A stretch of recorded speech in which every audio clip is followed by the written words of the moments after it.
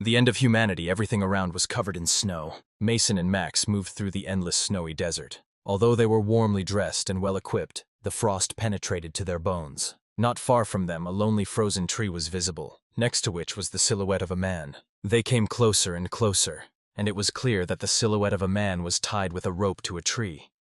Max assumed that this man had committed suicide by hanging.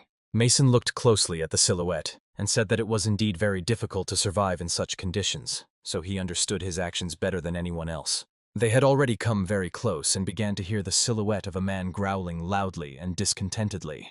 Near the tree lay a crashed helicopter, and next to it, a frozen head and hand were sticking out from under the snow. Max was surprised and asked Mason to look at the shape of the protruding corpse. He was wearing a general's shoulder straps. However, for a very long time now, judging by the decomposed body, this was not a general, but a rotting piece of living flesh. Mason had already aimed his machine gun at him, but Max took out his knife and said that he would handle it himself. He walked up to the former general, who was growling at him, quietly asked for forgiveness, and plunged his knife straight into his head. After this, Max suddenly took out his knife. The general's body no longer made a single sound. However, behind them and near the tree, a case suddenly opened. He began to repeat over and over again the phrase that the defendant's biometric signal was not recorded. Mason immediately turned around, as this was the first time he had seen any kind of security system go off after killing another zombie. Without thinking twice, Mason started moving towards the computer, but there was another dead obstacle in front of him.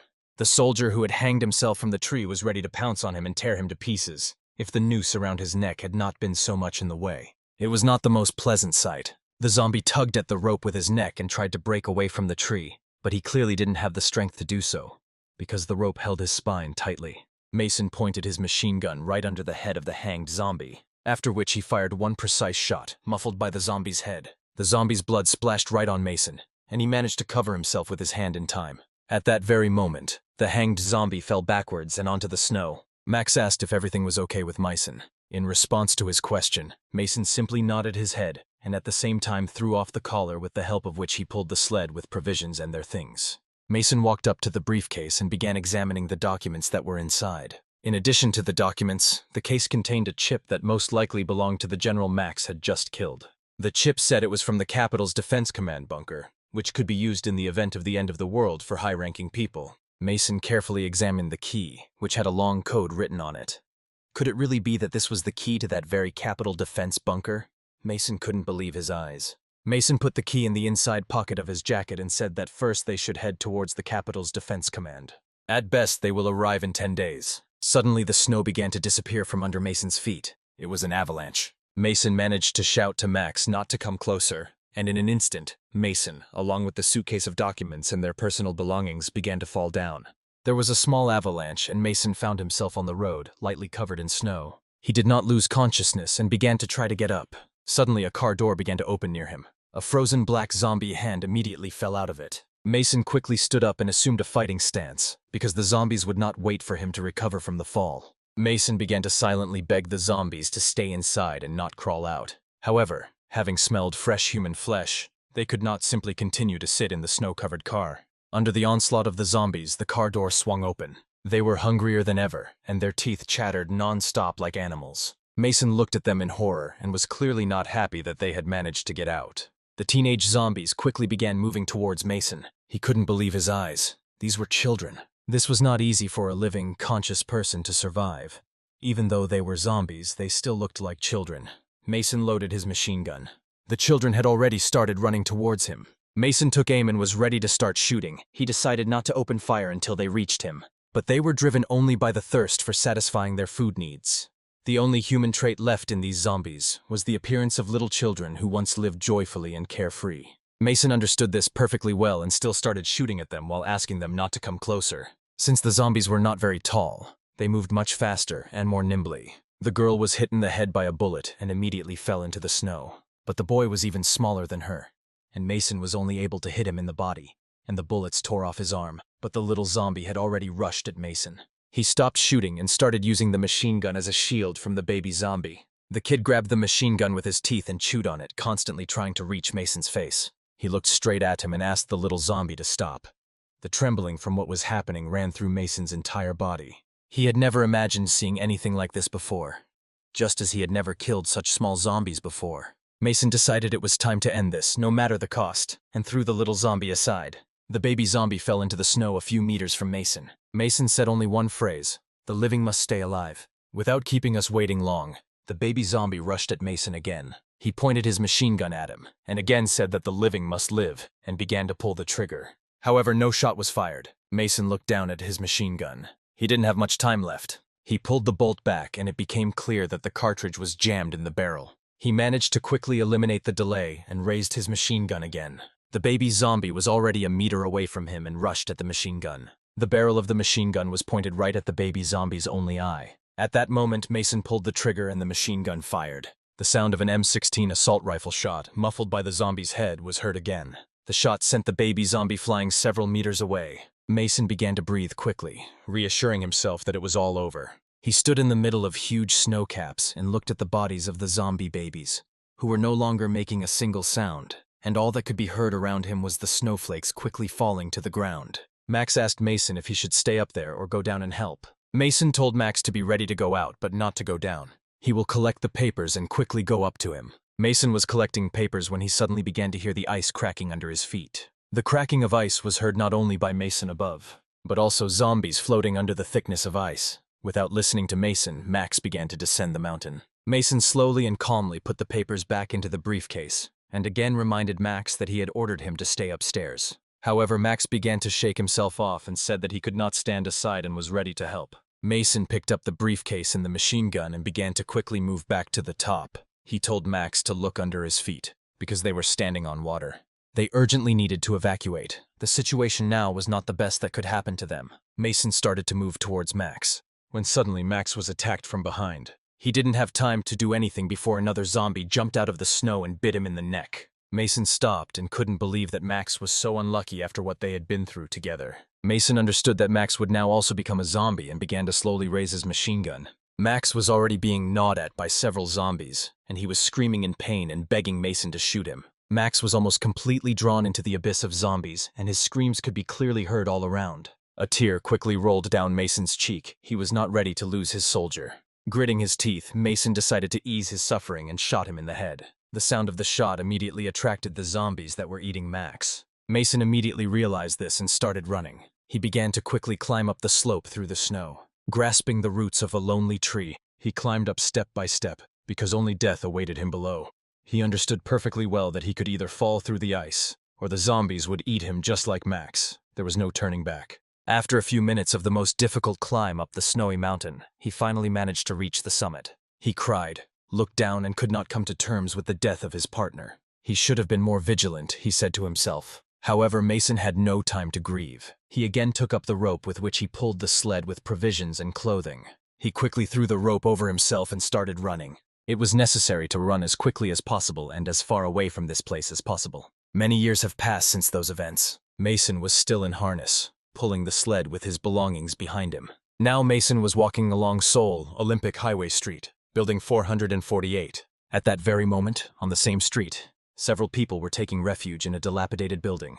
The traveler sat at the room with his wife and talked about how he couldn't understand how the owner of this secluded corner had managed to survive in such conditions. The owner was making coffee and began his story by saying that he was simply lucky. Once upon a time, they had their own bee apiary, where he and his wife spent all their time. That day they were just collecting honey.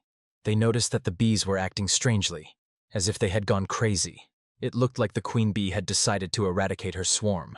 The bees pounced on each other and circled in a mortal fight. At some point the sky became covered with black clouds, after which huge stones began to fall from the sky with great speed and intensity. They had never seen such a terrifying sight before. They had no time to think. The owner, whose name was Tom, grabbed his numb wife by the hand and ran to the dugout with supplies. When they were already sitting in the dugout, the sky, the earth, and everything around began to tremble and hum loudly, as if everything had plunged into chaos. They were thrown from side to side like little toy dolls. It was very scary. At that moment they prayed to anyone they could. To God, to Buddha, to Allah. Tom turned around with a smile on his face, holding 2 ready cups of coffee in his hands, and said that it was luck that helped them stay alive that day, and that it still hasn't left him. Tom put the cups on the table and asked the guests to drink their coffee quickly before it got cold. The traveler began to warm his hands on the cups and asked again if this was real coffee, since coffee is a very rare drink, and there were 2 cups. Tom smiled cheerfully and asked the guests not to think about it, but to just enjoy the drink. The traveler held a still hot cup of coffee in his hands and quietly said that he had not inhaled such a pleasant aroma for many years. Tom looked at the traveler with sparkling eyes and waited until he drank his coffee.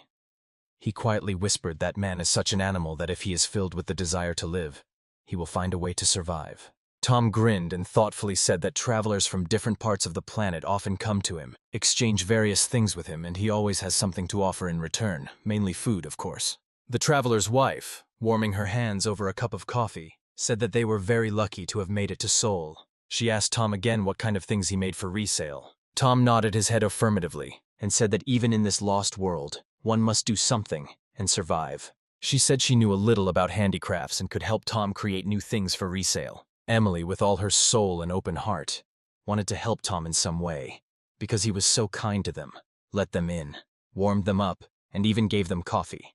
Her husband put his hand on her shoulder and asked her to stop, because it was not nice to say that. They were seeing Tom for the first time, and suddenly he had his own business secrets that he didn't want to share with the first people he met. Emily immediately stopped and apologized to Tom. She just wanted to express her gratitude for his friendliness. Tom smiled and said that there was nothing wrong with that. He liked such good, energetic people. The traveler looked closely at Tom and said that he had often seen a smile like Tom's. It looked very familiar. Tom took 2 flashlights out of the cabinet and said that he often hears this from guests. Most likely, he inherited the smile from his uncle, or maybe even from his mother. Well, since they want to settle here, Tom decided to show them his pride. He started tapping the flashlight on his hand and said that in order to survive, they first needed to study the local market. To be honest, I do some unusual things. Tom suggested that the guests demonstrate everything live, so as not to beat around the bush. Tom, with a smile on his face, said that he would make an exception for them, and while they were looking at his pride, he asked Emily to wash the dishes, to which she unconditionally agreed and set to work.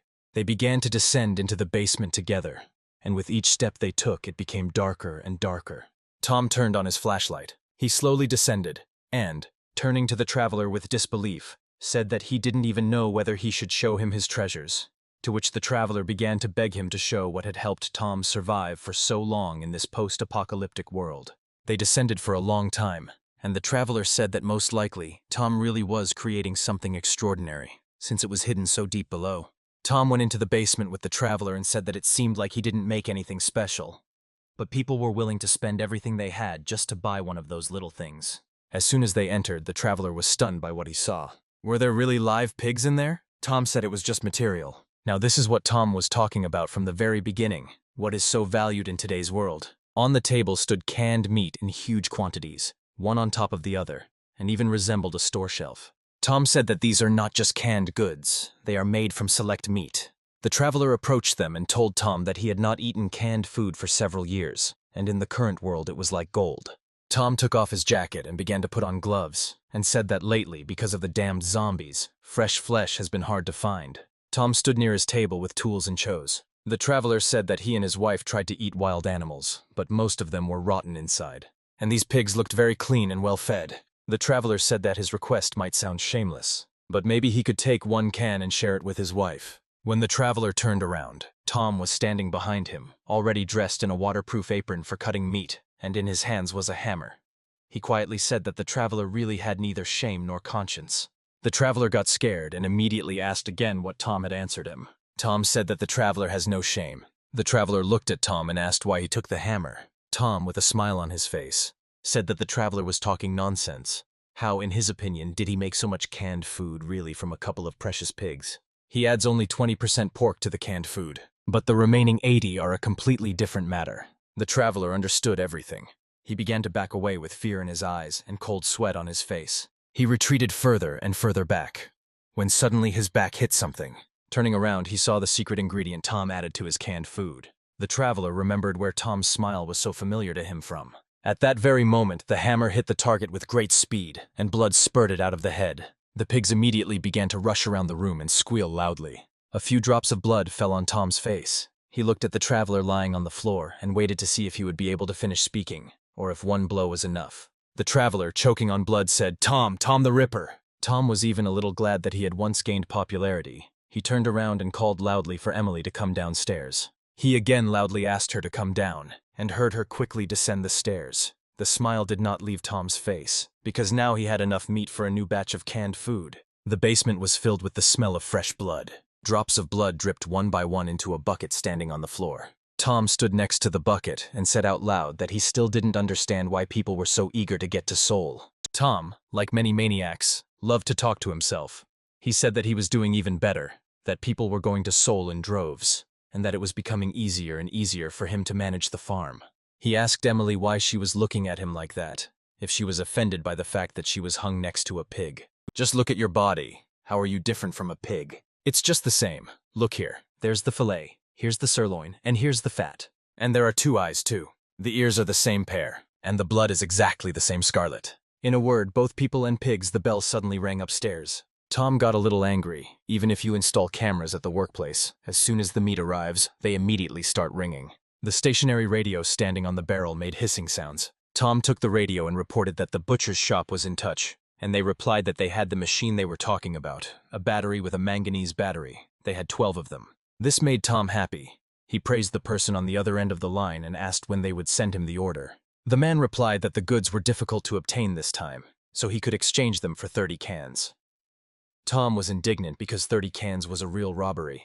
The man on the radio said that his boss Kim was coming in a couple of weeks, so he was ordered to prepare something worthwhile at all costs. Tom got angry. What birthday? The calendar disappeared so many years ago. What birthday can we talk about? Tomorrow they can come for 20 cans, but the rest doesn't bother me. The radio was silent for a moment, and after a minute it hissed again. The person on the other end said that tomorrow he would send people for delivery, and who to send with them. Tom smiled again and said that he liked the new young girls, Amanda and Becca. But the man on the radio said that they needed them themselves. It was very inconvenient to constantly send him 2 girls, so he would send only 1. Tom was not happy with this. He said that everyone wanted to eat meat, and now they decided to play the role of the master with him. He got angry in a second and started shouting into the radio. Tom said that he could come to them himself and restore order in their hierarchy. Tom roared like a beast that had not received its prey. He said that he was ready to come to them and divide them into people and cattle. Maybe that way their brains would fall into place, and they would finally understand who they could refuse and who they couldn't. If they want to live, then they shouldn't contradict Tom. He was filled with rage. He tried to calm down a little and threw away the radio, stopped, and exhaled a little. Then he picked up the radio again and calmly announced that this was the end of the message. The radio was silent for about a minute, and finally the man said that tomorrow he would send 2 girls with a package. Tom was fine with this. He turned off the radio. How dare they argue with him? The tension turned into a headache. Tom thought that it would be nice to visit them and dance the dance of knives, so that they would not forget who the real boss was here. No, we need to think about the good today, Amanda and Becca. Tom decided to go to bed early today so that he could properly relieve stress tomorrow. Mason was watching Tom through the telescopic sight. He zoomed in and out on his sight to see where this place was so familiar to him. Mason remembered the place and realized that he had finally arrived in Seoul. He wondered what kind of person it was who single-handedly privatized this huge building. If only this man were good, Mason still had a lot to learn about the situation in Seoul. Mason didn't dare to go straight to the man he had discovered. He had to watch him first. If everything looks safe, then you can go to this person. On the other hand, Mason saw a half-sunken huge cruiser. It's time to look for a place to spend the night. Mason crunched his soles on the snow as he walked inside the ship. He examined the ship from the inside.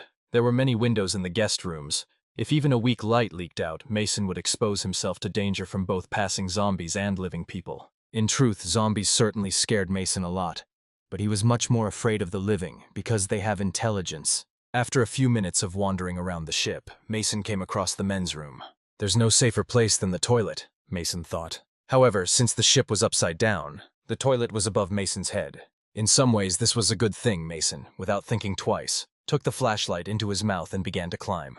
Considering that he also had to lift all his things, it took a little longer than expected. But Mason had been in this situation before, and within 5 minutes he was in the toilet with his things. He slowly began to climb up the partitions of the booths to the very top. Having climbed up, he began to tap on the ceiling of the toilet. Naturally, in the new location, it was necessary to ensure a safe escape route. Another winter day full of snow and cold has arrived. Zombies, like everywhere else, roamed Seoul in search of fresh meat. The zombies' attention was drawn to the unusual sound of an engine, causing it to roar loudly as the sound rapidly approached. As soon as the sound reached its approaching volume, the zombie's head flew off its shoulders, after which she rolled down, collecting the surrounding snow on herself. It was one of the gang's followers who rushed past the zombies on a snowmobile. Right behind him, a second follower of the gang rushed past, who, just like the first, thrust his sword into the zombie. However, the sword broke and part of it remained sticking out of the frozen zombie. The next guy, flying behind them on a snowboard, decided not to stay on the sidelines and ride on the zombies. He landed on her back and rolled over her like a snowdrift. However, the sword sticking out of it continued to ride with him. He started screaming like he was being cut, given that there was a sword fragment sticking out of his leg. The boss who was driving behind them in the car just laughed at what happened. Amanda and Becca were riding in the car with sad faces. They were all heading straight towards the building that belonged to Tom. When they had driven far enough, Mason emerged from the snowdrifts. None of the bandits even suspected that Mason was watching them. Mason watched the events unfold, and he became increasingly convinced that Seoul posed a huge threat not just because of the sheer number of zombies, but also because of the sheer number of surviving psychopaths. The bandits stopped at the entrance to the building, turned off their motorcycles, and began to wait for Tom to arrive. The guy who ran over the knife blade could barely hobble and couldn't put his foot down. He said that first he needed to patch himself up at the old man's house, and only then would he do the rest of his business. At that moment, Tom came out of his house and pointed out to the young man that no one had allowed him to do this. He started shouting at the old man and said that he could look at his leg himself. Doesn't such an injury require urgent treatment? Tom didn't think long and said that he could help him if the boy had a problem with his leg. Tom offered to cut it off at the ankle. But if the problem is in the brains that send pain signals, then Tom could very well cut off somewhere at the neck so that they don't interfere. The kid took his butterfly knife out of his pocket, pointed it at Tom, and said that the old man had completely lost his mind. If he thinks he's a big shot because the guys paid him, he can solve this problem with one blow. At that very second, Tom pulled out his huge knife from his bosom and stuck it right to the boy's throat. Tom said he would give just 3 seconds for those who should not stay here to disappear. The guy could only swallow his saliva in fear of the final reprisal. There was 1 second left. Tom was smiling from ear to ear, and at that moment he looked like an obsessed maniac. He said that he would keep his scalp as a present. At that moment, another bandit grabbed the boy by the hood and threw him sharply back, shouting that if he forgot, their job was only to deliver the order. The bandit apologized to Tom for his friend and in his defense said that the kid hadn't participated in any sorties for a long time and couldn't tell the difference between shit and urine. Tom wiped his huge knife on his forearm and said that if this little fellow was so clumsy, he might as well have nothing to live for, and he could deal with him quickly if his friends didn't have the courage to do it. The bandit said that there was no point in doing this kid could still be useful to them. At that moment, the boy tried to get to his feet, but the guy who was shielding him from Tom swung his leg back and hit him right in the head. The blow sent the kid flying a few more meters away from Tom, and the bandit said that he would make sure that Tom never saw him as a messenger again. Tom began to smile and wave his knife in denial. He asked to send this boy to him again, and then he would definitely be able to count how many bones there were in his little body. Tom bared all his teeth, looked at the boy and warned him that this was not their last meeting. The girls stood a little to the side. Tom looked at them and said that they had nothing to fear. He was always glad to see these two, and they can come to visit him even without an invitation. The bandit said that they would come back for them tomorrow at the same time. Tom tapped the snowmobile with his knife and offered to send them off tomorrow himself if they left him one snowmobile. The bandit said that they couldn't do that because they could get into trouble if the girls took a wrong turn. The old man chuckled and said that he would try to finish with them as quickly as possible, after which he disappeared into the darkness of the building. At that moment, a boy with a sword in his leg stood up from the snow. His name was Scott. Scott stood up and asked what it all was, but he didn't even have time to finish his sentence before the bandit grabbed him by the mouth and ordered him to shut up. He threatened that if Scott ever opened his mouth again without his permission, he would be immediately demoted to slavery. Scott muttered through his teeth that he understood everything and apologized. The bandit abruptly let go of him and threw him into the snow. Within a few minutes, everyone had divided themselves into snowmobiles and were heading back to their base. Meanwhile, the girls and Tom entered his room. They understood perfectly well what they would have to do now, although none of them wanted it. But they had absolutely no choice, and they had already gotten used to the fact that the gang used them simply for carnal pleasures, and sometimes to pay like this for the purchase of some goods. Tom was filled with a feeling of excitement. He liked it when girls were defenseless and unquestioningly followed his orders. He pointed his finger at Amanda and ordered her to come closer to him. Pointing his knife at the second one, he ordered her to go to the second floor and cut some meat with it. Amanda had been to Tom's place more than once and started whispering to Becca what she should do. However, Tom quickly approached them and asked what they were doing there. After all, they gathered here together to please each other. He put a knife in Amanda's hands and said that if his mood was spoiled today, then someone would have to bear the responsibility for it. Tom looked at Amanda, who clearly understood what his words meant. She was afraid to move and quietly said that he was absolutely right. Tom pushed Amanda away and ordered her to go up to the second floor and cut the meat. He told her afterward that he would get up soon and that she shouldn't miss him. He turned and looked at Becca, who was confused as to what she could expect from him.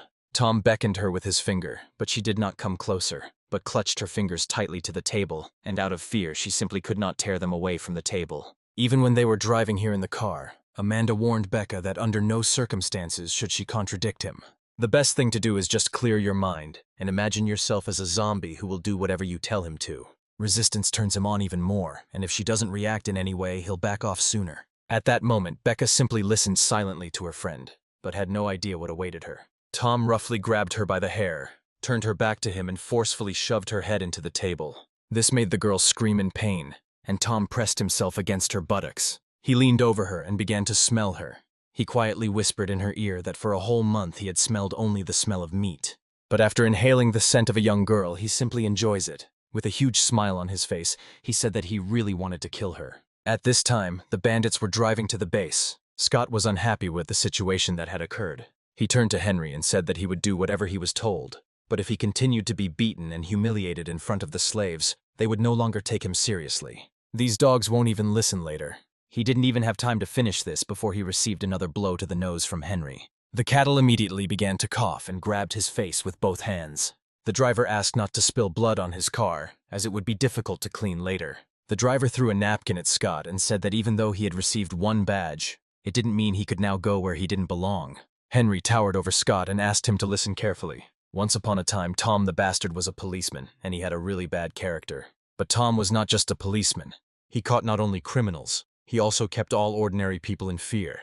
He was famous for his cruelty to everyone who surrounded him. If he doesn't like the person's appearance, something happens at home, and so he is exiled to the province. However, in the village he started drinking heavily, and one day he slaughtered the entire village.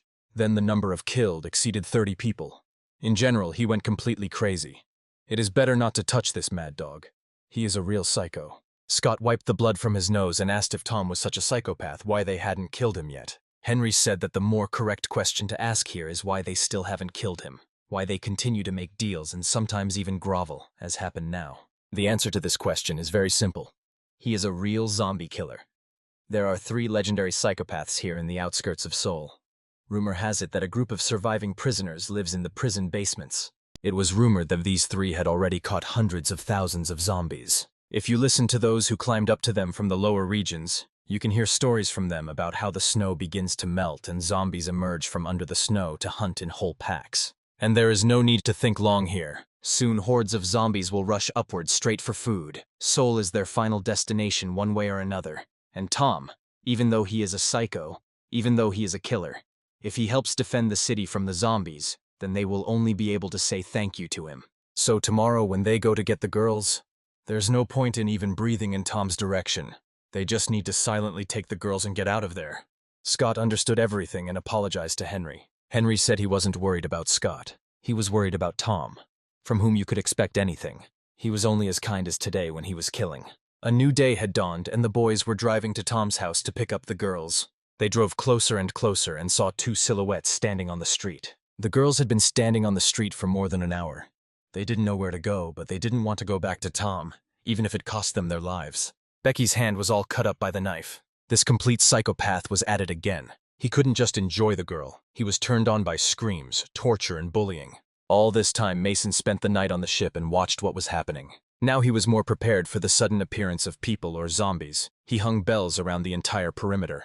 A rope with bells hung both at the entrance and in the elevator shaft. Everything around was quite quiet and nothing foreshadowed trouble. However, the peace did not last as long as one would have liked. The red-eyed zombies were advancing in a whole crowd. Bells were ringing everywhere. One by one, they made sounds of approaching danger. But Mason was fast asleep. He hadn't heard any of them. No one had attacked him in the middle of the night for a long time, especially since the last 2 nights had passed quite peacefully, and it seemed the ship was completely empty. He slept soundly and quietly sang the words about how, in secret from others, he wandered, shedding tears. Mason dreamed of his military base called Eagle. Mason was a tank driver, and his rank was sergeant. When he returned from his latest training mission, the lieutenant asked him about his date with his girlfriend that day. The lieutenant informed Mason that his girlfriend was already in the reception area and couldn't wait for him. Mason thanked the lieutenant for the information and quickly began getting ready to go to his girlfriend. 5 minutes later, he had already reached the meeting room. His girlfriend was not acting like she usually did. She was sitting stiffly and was not at all happy about their conversation. She said that she would not come to him anymore. Mason looked at her in surprise and did not understand why she was doing this. What had happened? She couldn't find the right and correct words. She said that she had wanted to tell him for a long time, but couldn't bring herself to do it. She was afraid of upsetting him, because now he was not having the easiest time until he rose to the rank of corporal, and also because of this many people would take up arms and, God forbid, desert. She didn't even look at him, and spoke as if to the floor. Mason said with a smile that he doesn't shoot a pistol, he's a tank driver after all. The girl looked into his eyes with hope, and asked if he could understand her. Mason, without losing his composure, said that everything was clear here. Let everyone live their own lives. The girl immediately supported him and said that he had always been like this. He didn't need anything. And that's probably why they should break up. Mason began to adjust his cap and asked her not to start making this conversation worse. And if they were going to part, then maybe they should part on a good note. She quickly stood up and thanked him with a smile for the time spent together, after which she slowly began to leave the room. Mason, without turning around, quietly said thank you too. But the girl returned and asked him to fulfill another request of hers. Mason asked in surprise what exactly she wanted from him. Finally, she asked him to touch his head one last time. Mason said that although he was not in the mood for it, if she really wanted it, then he was not against it. She put her hand to his head, and she began to experience unusual sensations. He felt her touch as if in reality it was completely unusual for a dream. The zombie's hand was already reaching his head. Mason slowly opened his eyes. The zombies were already within arm's reach of him. One of them managed to grab his jacket and held it tightly without letting go. And at that moment, Mason was able to stand up and grab his machine gun. He was very lucky. The wiring prevented the zombies from reaching him and turning him into one of their own. Mason sat on the booth and zombies rushed towards him. The zombies made him wake up very quickly, but he didn't understand how that was possible, because he checked everything. He couldn't even guess where these creatures came from. He didn't know what to do, because this was his escape route. There were a lot of zombies, and they started breaking through the ceiling. They all acted together as if they were a single organism. This behavior was very strange, because usually they were attracted by noise or light, but here there was neither one nor the other. Mason couldn't understand how so many zombies had come here together, and why their eyes were glowing bright red. They fell from the ceiling and landed on the bottom of the toilet. Mason looked down to analyze the situation and see if they were alive. How surprised he was when he saw that not only did they not die, but they also began to crawl towards him through the booths. There were a lot of them, and they were already one step away from tearing Mason to pieces. He pointed his machine gun at them, but had absolutely no idea what to do. And at that moment, when one of the zombies had already started to climb onto his cabin, he looked at the ventilation where they came from. Since they all fell down, that meant there shouldn't be a single zombie there anymore. Unless there's a zombie at the emergency vent, he might be able to get out into the guest hall. Once the theoretical plan was already developed, all that remained was to get there. Mason, without thinking twice, ran. Having run up quite fast, he jumped into the ventilation shaft. This was his only escape route. Having flown over a horde of zombies, he managed to jump over and land right in the ventilation. But there too, zombies were waiting for him, descending slowly and quietly like spiders. Mason thought of only one thing, that he would manage to survive. Quickly reaching the guest hall, he looked down and there didn't seem to be a single zombie there. However, behind him he heard a growling sound that never stopped and was getting closer.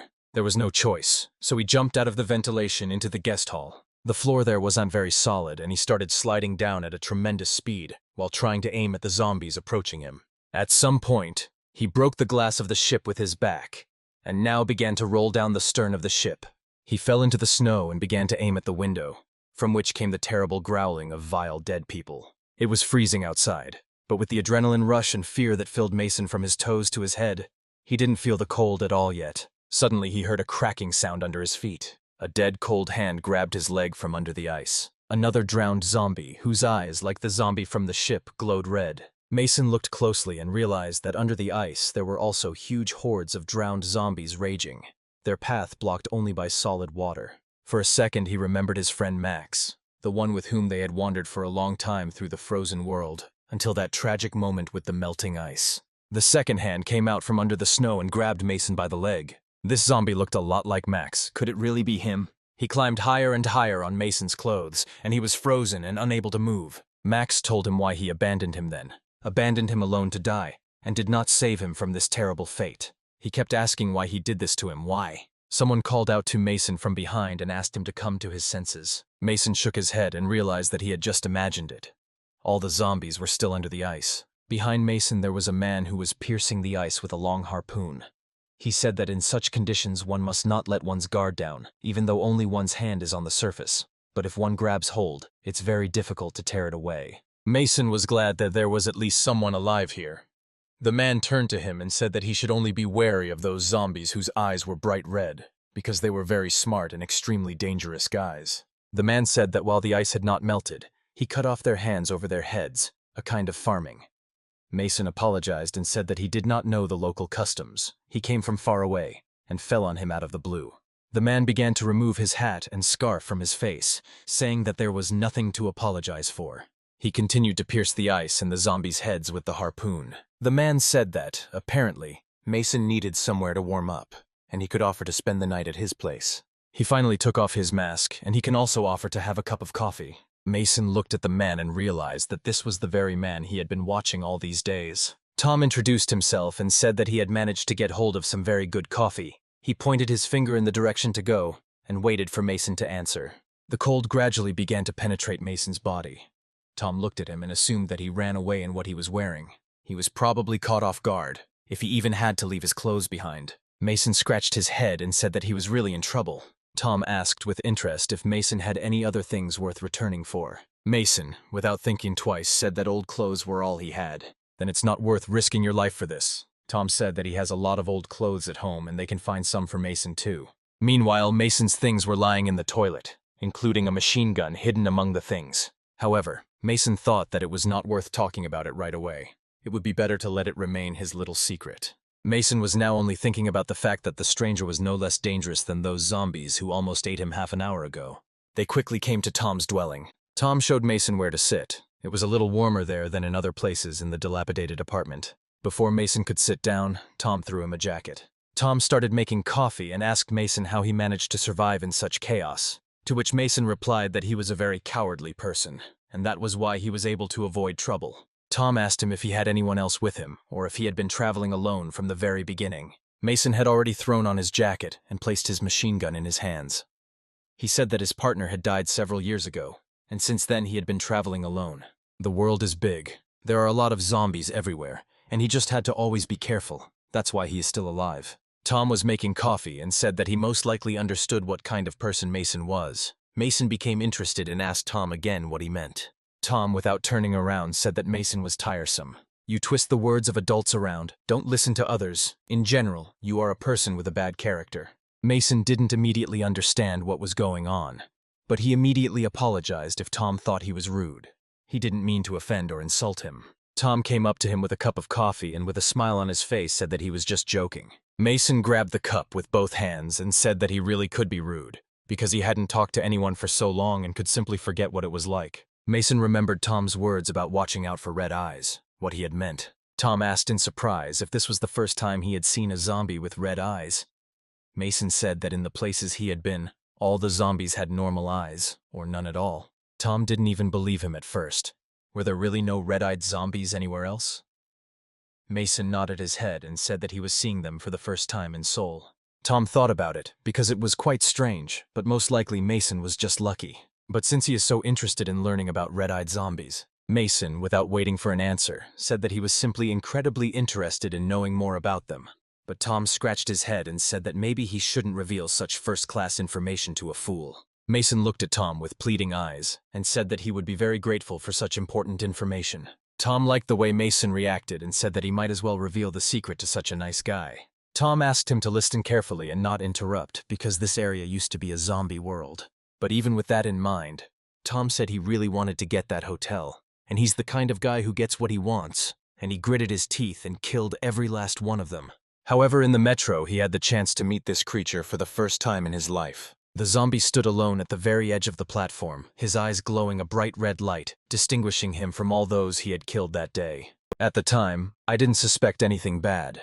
He killed hundreds of zombies every day, and this seemed like another obstacle to a carefree life. However, when he started to walk towards the zombie, the creature began to slowly retreat back. He asked Mason if he had ever seen zombies back away from a person, to which Mason replied with surprise that he had never seen that before. At that moment, When the creature began to retreat little by little, a whole herd of goosebumps ran from the tailbone to the back of the head.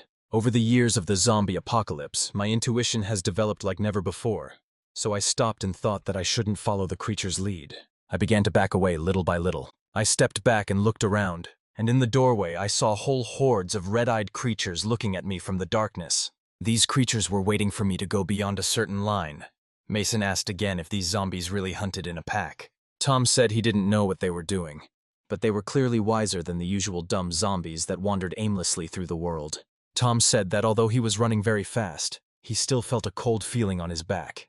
Just at that moment his gaze fell on the mirror in front. These creatures just stood behind me and looked at me terribly, not even trying to pursue me. Tom said that it was the first time in his life that he had been so scared. Now I just have to think about what would have happened if I had gone in to kill that creature. I probably wouldn't drink coffee here, Mason concluded. Tom poured coffee into his glass and said that his intuition rarely let him down. Tom walked up to the table where Mason was sitting and asked him if he was letting go of his machine gun. It's probably just hard to trust people after so many years of loneliness. Mason looked at his machine gun and said that he felt somehow calmer with a gun in his hands. After all, unarmed people have no choice but to trust those people who have weapons in their hands. Tom said that Mason was absolutely right, but armed people are not always good people. Tom stood over Mason and asked him if he was good. Mason said he couldn't say for sure. Mason said he tried to live his life trying not to harm other people. Mason decided to change the subject and said that the coffee had a very pleasant aroma. Tom agreed with him, because it immediately brought back memories of the past, those times when we lived well and ate well. Mason looked at his cup of coffee and said that he felt like if he blinked now, he would find himself at home in the living room in front of the TV. The familiar calming aroma. Yes, those were good times. Just a cup of coffee, and we're already deeply immersed in the past. Tom addressed Mason as you, and he said that he shouldn't do that because Tom was obviously more experienced than him. Tom said that everyone had their time anyway, and the way they addressed each other meant absolutely nothing in today's world. Tom went to his locker and took out some flashlights. He asked Mason if he wasn't curious about how he managed to survive, and if anything happened, he could go down and get the answer to this fascinating question.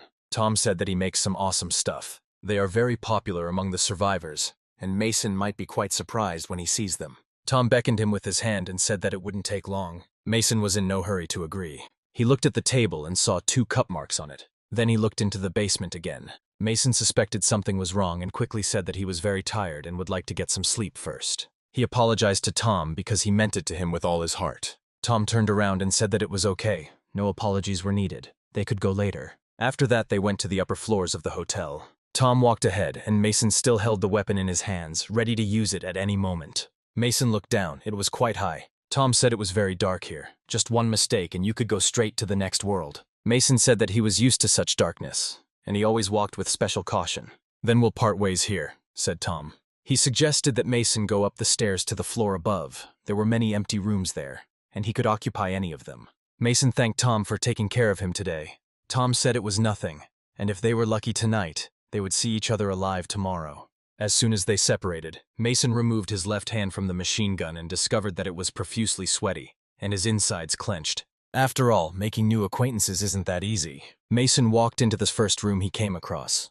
The glass was broken, and it could hardly be called a room at all. Mason walked to the window and looked out. There was a light burning in the distance. As Mason stood near the window below, Tom shouted at him that before he lit the fire, he should secure the curtains. The fire would be of no use if the cold penetrated into the room. Mason asked Tom again if it was really possible to light a fire here, to which he received the answer that there was no need to worry about it. It was quite safe here. Then Mason got to work and began fixing the curtains, after which he began to collect the fire sticks lying around the room. The trouble is, he has neither a lighter nor matches. He took a stick with him and decided to ask Tom for some fire, hoping that he would not refuse him. Mason walked up to the door and knocked. Tom carefully opened the door and asked what else he needed. Mason handed him a stick and asked to borrow at least a little fire. The old man looked at him with displeasure, but nevertheless took the stick and went deeper into the room. Mason decided to take a peek into the room while he was lighting a stick for him. It seemed like there was something in the bathroom. Mason couldn't see what was there when Tom appeared. He handed him a stick of fire and said that he could repay him with more fire. Mason headed to his room with a burning stick. The fire was already burning full blast in Mason's fireplace. He lay down next to the fire and covered himself with a carpet. After everything he had experienced that day, he urgently needed to warm up a little, because few people can constantly be in the cold without getting sick. At the same time, in the distance, a girl was moving through snow-covered snowdrifts in a dark forest. The cold penetrated her body to the bones. Even though she was wrapped in a few things, it didn't really protect her from the constant snow, darkness, and deathly cold. Our Father who art in heaven, let thy name be hallowed. Thy will be done on earth as it is in heaven. Give us this day our daily bread. Forgive us our debts as we forgive our debtors. Do not lead us into your temptation, but deliver us from the evil one, where your kingdom is, power and glory, and forever and ever, amen. This happened a long time ago. The plane was rapidly losing altitude and they were approaching the ground at tremendous speed. Melinda was one of the passengers on that plane. One of the plane's engines was on fire and a crash was inevitable. Melinda understood this perfectly well. She quickly took out her phone and started texting her mother. Mom immediately answered her that she simply had to survive by any means necessary. She would always be waiting for her at the specified address. She tried to call her mother, but the network was unavailable. At that moment, meteorites began to fly near the plane. The sister grabbed Melinda's hand. She was very scared, wondering if they would break. Melinda tried to calm her sister down and said that everything would be fine. However, they were flying over the sea, and meteorites were flying near their plane one after another, so the burning engine was not their biggest problem. The plane crashed, but the mother wrote to her daughter that after landing she should inject herself with the L1 vaccine. The instructions for use are written on the bottle. Several years passed. The survivors of the crash meet strangers on their way. One of them introduces himself as a pastor and tells them that he is the leader of a group of survivors. Their group is called Silent Prayer. Melinda said they were heading to Seoul. The pastor said he could help them. They could get warm and recharge their batteries at their shelter, after which they agreed to follow him. The survivors from the pastor's team were glad to have been able to meet such young girls. One of the pastor's people asked if Melinda should be in a female music group. A couple of years ago, it would have been difficult for ordinary people to see her. The pastor said that God really smiled on them. If not God, then who prepared such a wonderful meeting for them? By that time, they had already approached the church. The pastor opened the entrance, and at that moment Melinda saw a tattoo on his leg. Such tattoos are worn by members of criminal gangs. This really confused Melinda. Something was clearly wrong here. The pastor opened the entrance to the church and asked everyone to come in. They walked along the dark corridor of the church and were almost at the main hall. The pastor asked them not to be shy and to get to know the church followers. Rejoice then, brothers and sisters. The pastor said he planned to get married and proposed to the newly arrived Melinda. The bandit said that everyone should get a little bit of it, otherwise it's not serious. He wanted to take it all at once. One of the bandits said that even though he was called a shepherd, it did not mean that he had ceased to be mortal. The bandit with glasses said that one shouldn't be so greedy. And once they specifically agreed that if they found something valuable together, then everyone should get something good. The old bandit supported him. The spoils must be divided among everyone, and everyone must try it. At his age, there was only melancholy all around. The pastor smiled and said that if the majority was of this opinion, he would not interfere. Then first they needed to let her go around in circles. The door to their room was ajar. Melinda stood at the door and could clearly hear the bandits discussing her future fate. She immediately ran to her sister. Melinda said that she shouldn't be afraid of anything and that she should listen to her very carefully. It seems these people are not real shepherds. She held her sister by the shoulders and said that these were very scary people. So, first of all, they need to get out of there as quickly as possible. But the sister immediately asked what would happen next if they managed to escape. Then where should they go next? The girl didn't believe Melinda. She said that if they ran away, they could freeze to death on the street. Melinda said that up until now they had managed to survive, and now they would be able to do the same. They had to get to Seoul by any means necessary, and their mother would be waiting for them there. The girl was still wary of Melanie's words. She was very scared even without her words. Melinda said that they had to do what they had to do one way or another. The girl said that the director kept repeating these words. Melinda confirmed that the director always said such nonsense, but these words were more appropriate for this moment than ever. She took the girl by the hand and rushed towards the exit. The other survivors looked at Melinda and her sister and didn't understand why they were leaving. The man suggested that something was wrong here, and most likely the girls knew something, so they should go with them. One of the survivors ran to the exit and even pushed Melinda away. From the very beginning, the presence of zombies sitting in the church was suspicious. The chained zombie could still move. At that moment, when a woman was running past him, he attacked her and bit her right in the neck. Immediately, several zombies sitting nearby pounced on her and began to tear her into pieces. Behind them, the pastor laughed. The pastor ordered everyone to remain in their seats. The oldest bandit looked out of the room and said that they shouldn't have moved without permission. It was he who unleashed the zombie so that it could reach the woman and bite her. The pastor ordered the men to stand on his right side and the women on his left side. One of the men asked what they were going to do with them. One of the bandits didn't like the guy asking unnecessary questions, after which he immediately received a direct kick to the stomach, accompanied by a shout to move faster. The blow sent the guy flying straight into the zombie's clutches. The bandit laughed and apologized for the powerful blow to the guy who was already being devoured by the zombies. The pastor asked him not to do that again. They needed to conserve manpower. Everyone around was horrified by what had happened, and the pastor reminded them that they needed to carry out orders quickly. Everyone looked at the pastor with horror in their eyes. After this, the pastor ordered that everyone be given one bag. The bandit threw the bags on the floor and ordered them to be unpacked quickly. Everyone should take one bag, go outside and start collecting. One of the women asked what this meant, since it was cold and snowy outside. Now the meaning of gathering is a little different than before. They should collect items for the household, some products that everyone will need. But the woman said that everything outside was covered in snow, from where she could get useful items. The shepherd said that at the moment they were all just useless worms for their community, and how dare she even say such a thing. She looked at the zombie, who was already ready to pounce on her, after which she instantly decided that she would definitely be able to bring something useful to the community. That's better. And let no one even think about returning empty-handed, unless, of course, they want to join the ranks of domestic zombies. First of all, they should collect food and other essential items. But Melinda and her little sister should give them a minute for a private conversation. The bandits were already looking forward to the upcoming sexual fun with these young beauties. The girls were horrified. Each of them at that moment wished they were in the other's place and doing the gathering, rather than what they were about to do. The shepherd suddenly turned around and looked at the rest of the people who had come with Melinda and her sister. He ordered them to quickly go in search of supplies. But the women began to talk in horror about how they had only just come in from the cold. The shepherd pointed to his dog sleeping under the bench and said that for their disobedience they would have to go to work twice. If any of them wanted to run away or did not bring anything useful, their bodies would still benefit the community in the form of dog food. The subjugation and humiliation of people brought the shepherd boundless pleasure, which made him smile every second. The fear, helplessness, and despair that he saw in their eyes only inspired him more and more. He turned again and looked at Melinda and her sister, who were looking at him with no less horror than the others, not knowing what awaited them ahead.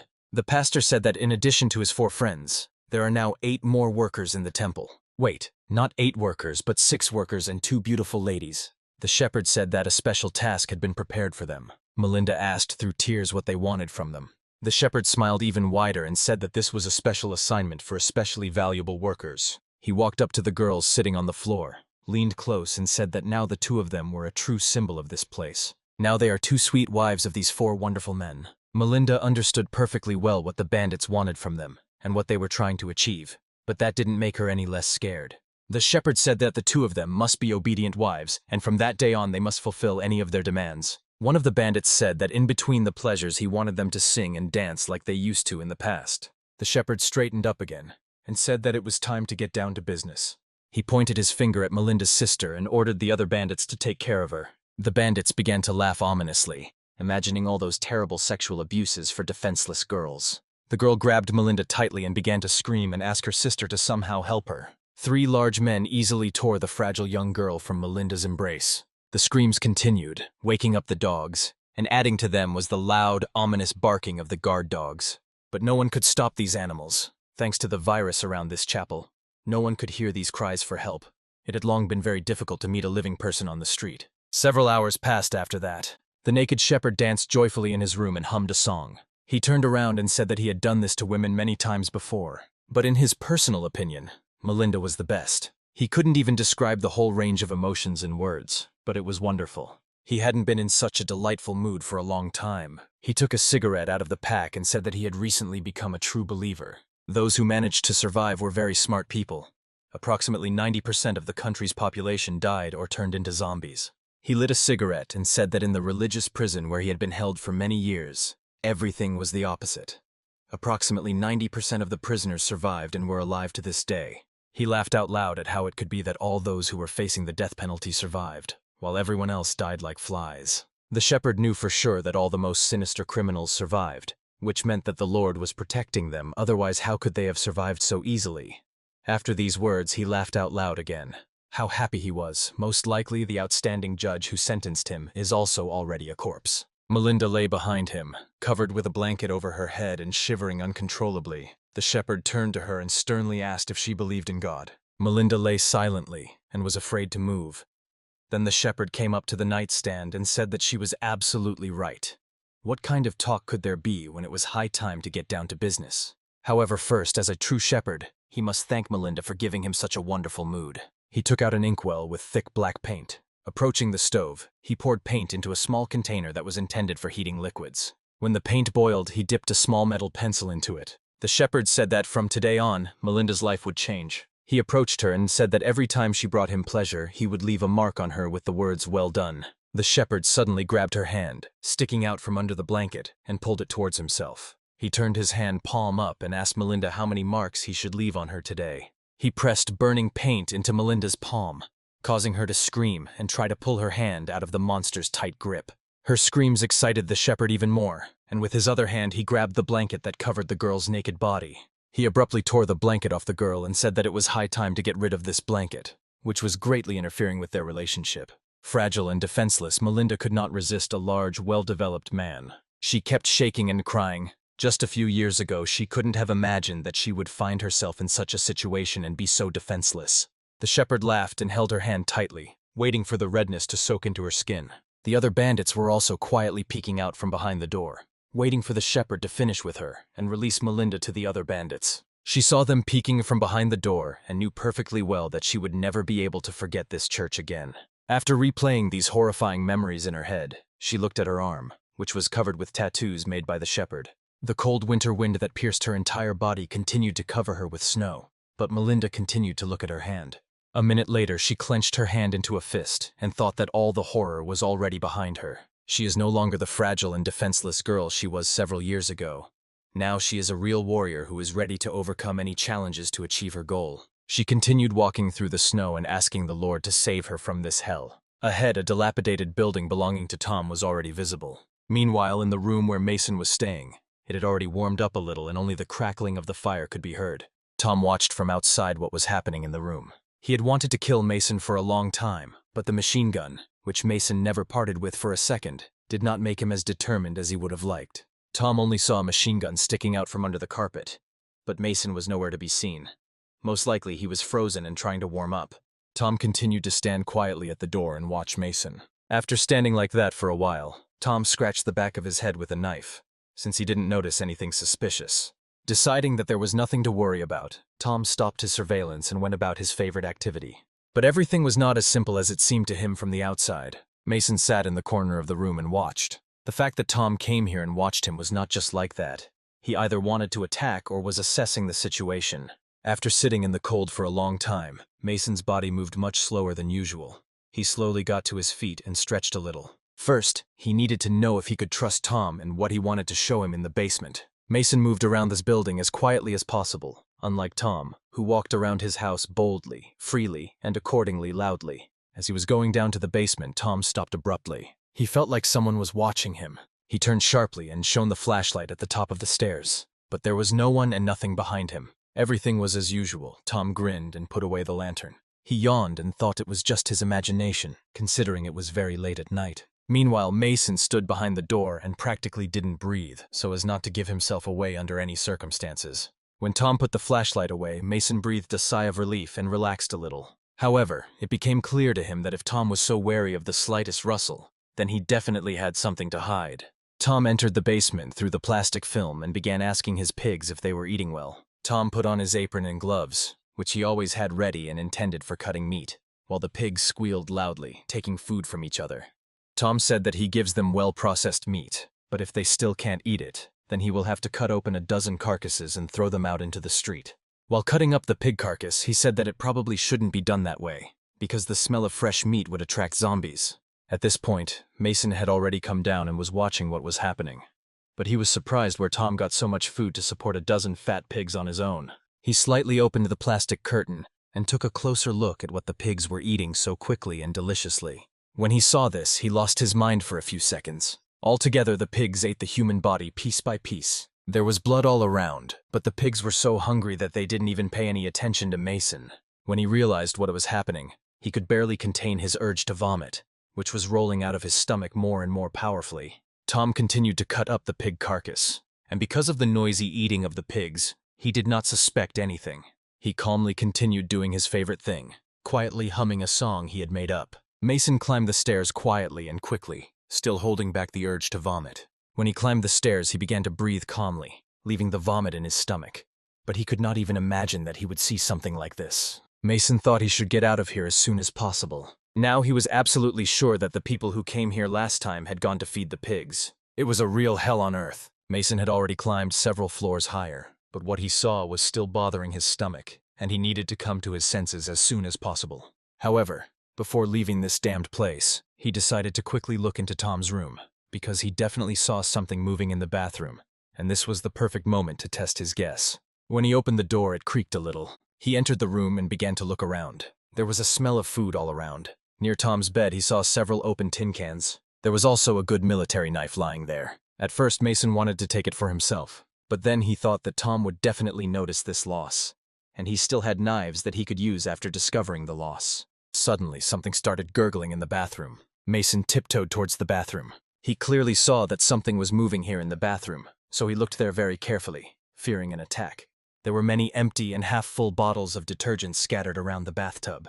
They were everywhere, and the bathroom was most likely filled with this product. But why does Tom need all this? Why does he need so many resources? After everything he saw, Mason clearly understood that Tom was clearly not fighting germs here. He picked up a stick standing on the floor, which was clearly intended for stirring, and set to work. After stirring the thick liquid a little, zombie heads immediately began to float to the surface. Seeing this, Mason jumped back in horror. The heads were still alive and making growling sounds. He's probably disinfecting zombies in detergent so he can make canned food out of them. Unexpectedly, Mason heard footsteps on the other side of the door. This was immediately followed by the creaking of the door. Tom entered his room with a huge knife. He immediately noticed an unusual smell, and then shone his flashlight on the floor.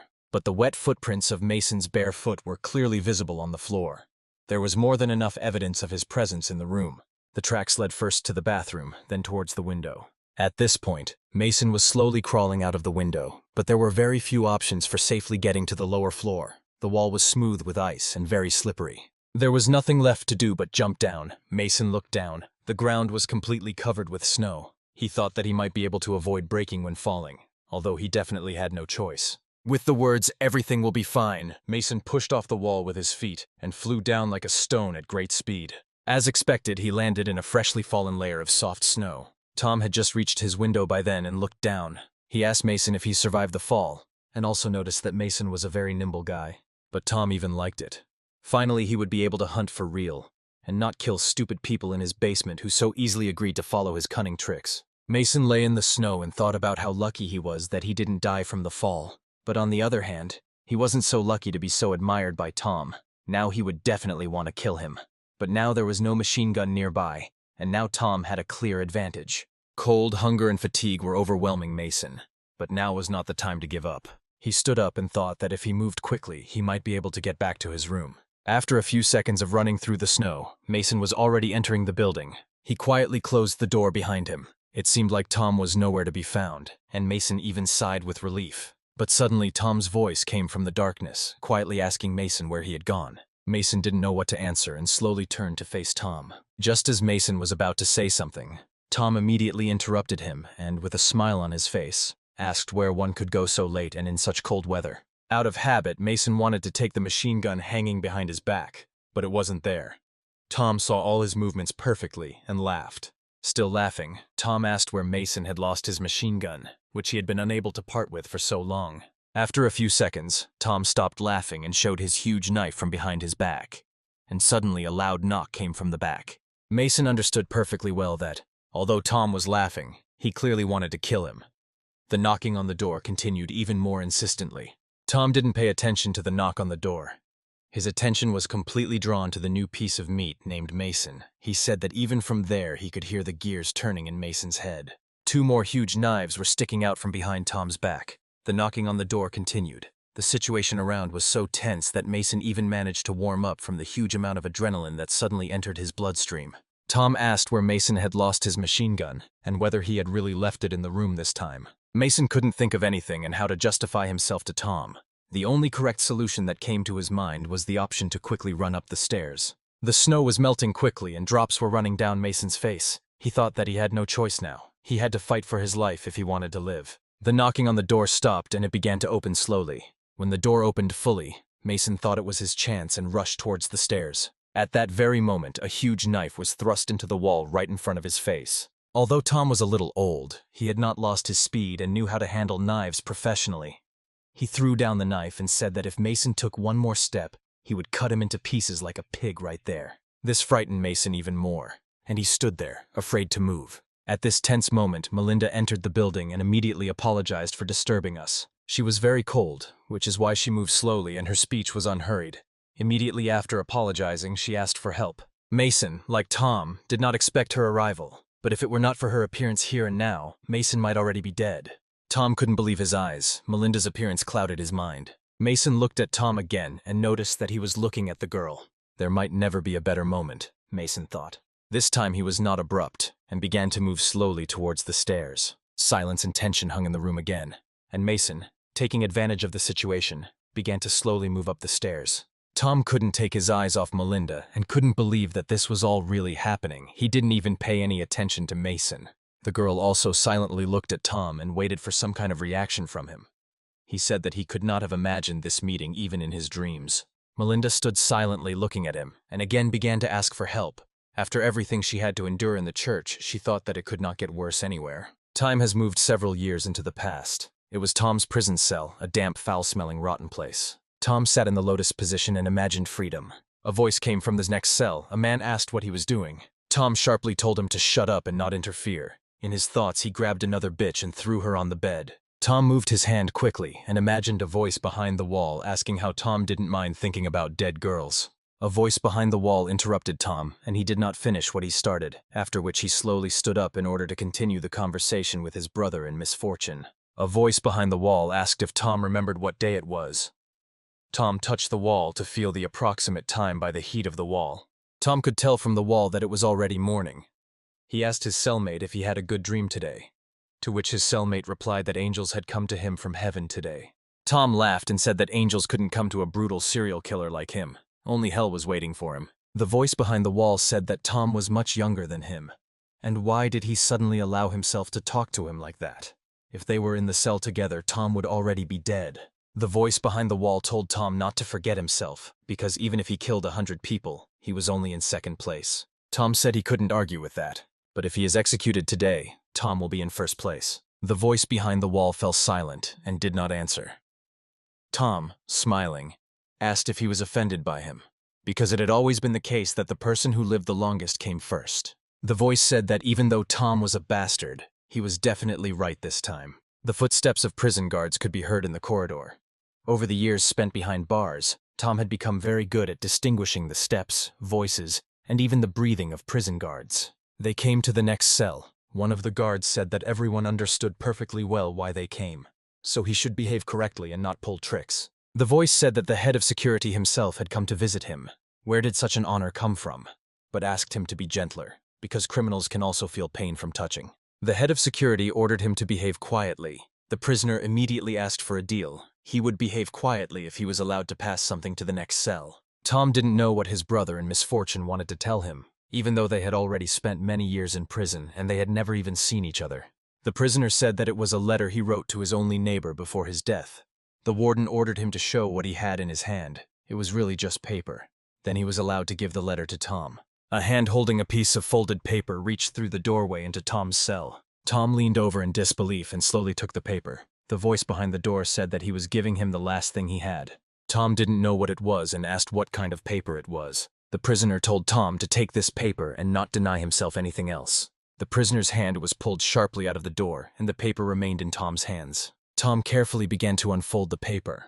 It was unknown what could be expected from the most terrible killer who had been sitting in this prison for many years. However, when Tom unfolded the paper, he was pleasantly surprised. It was an advertising poster with a picture of Melinda.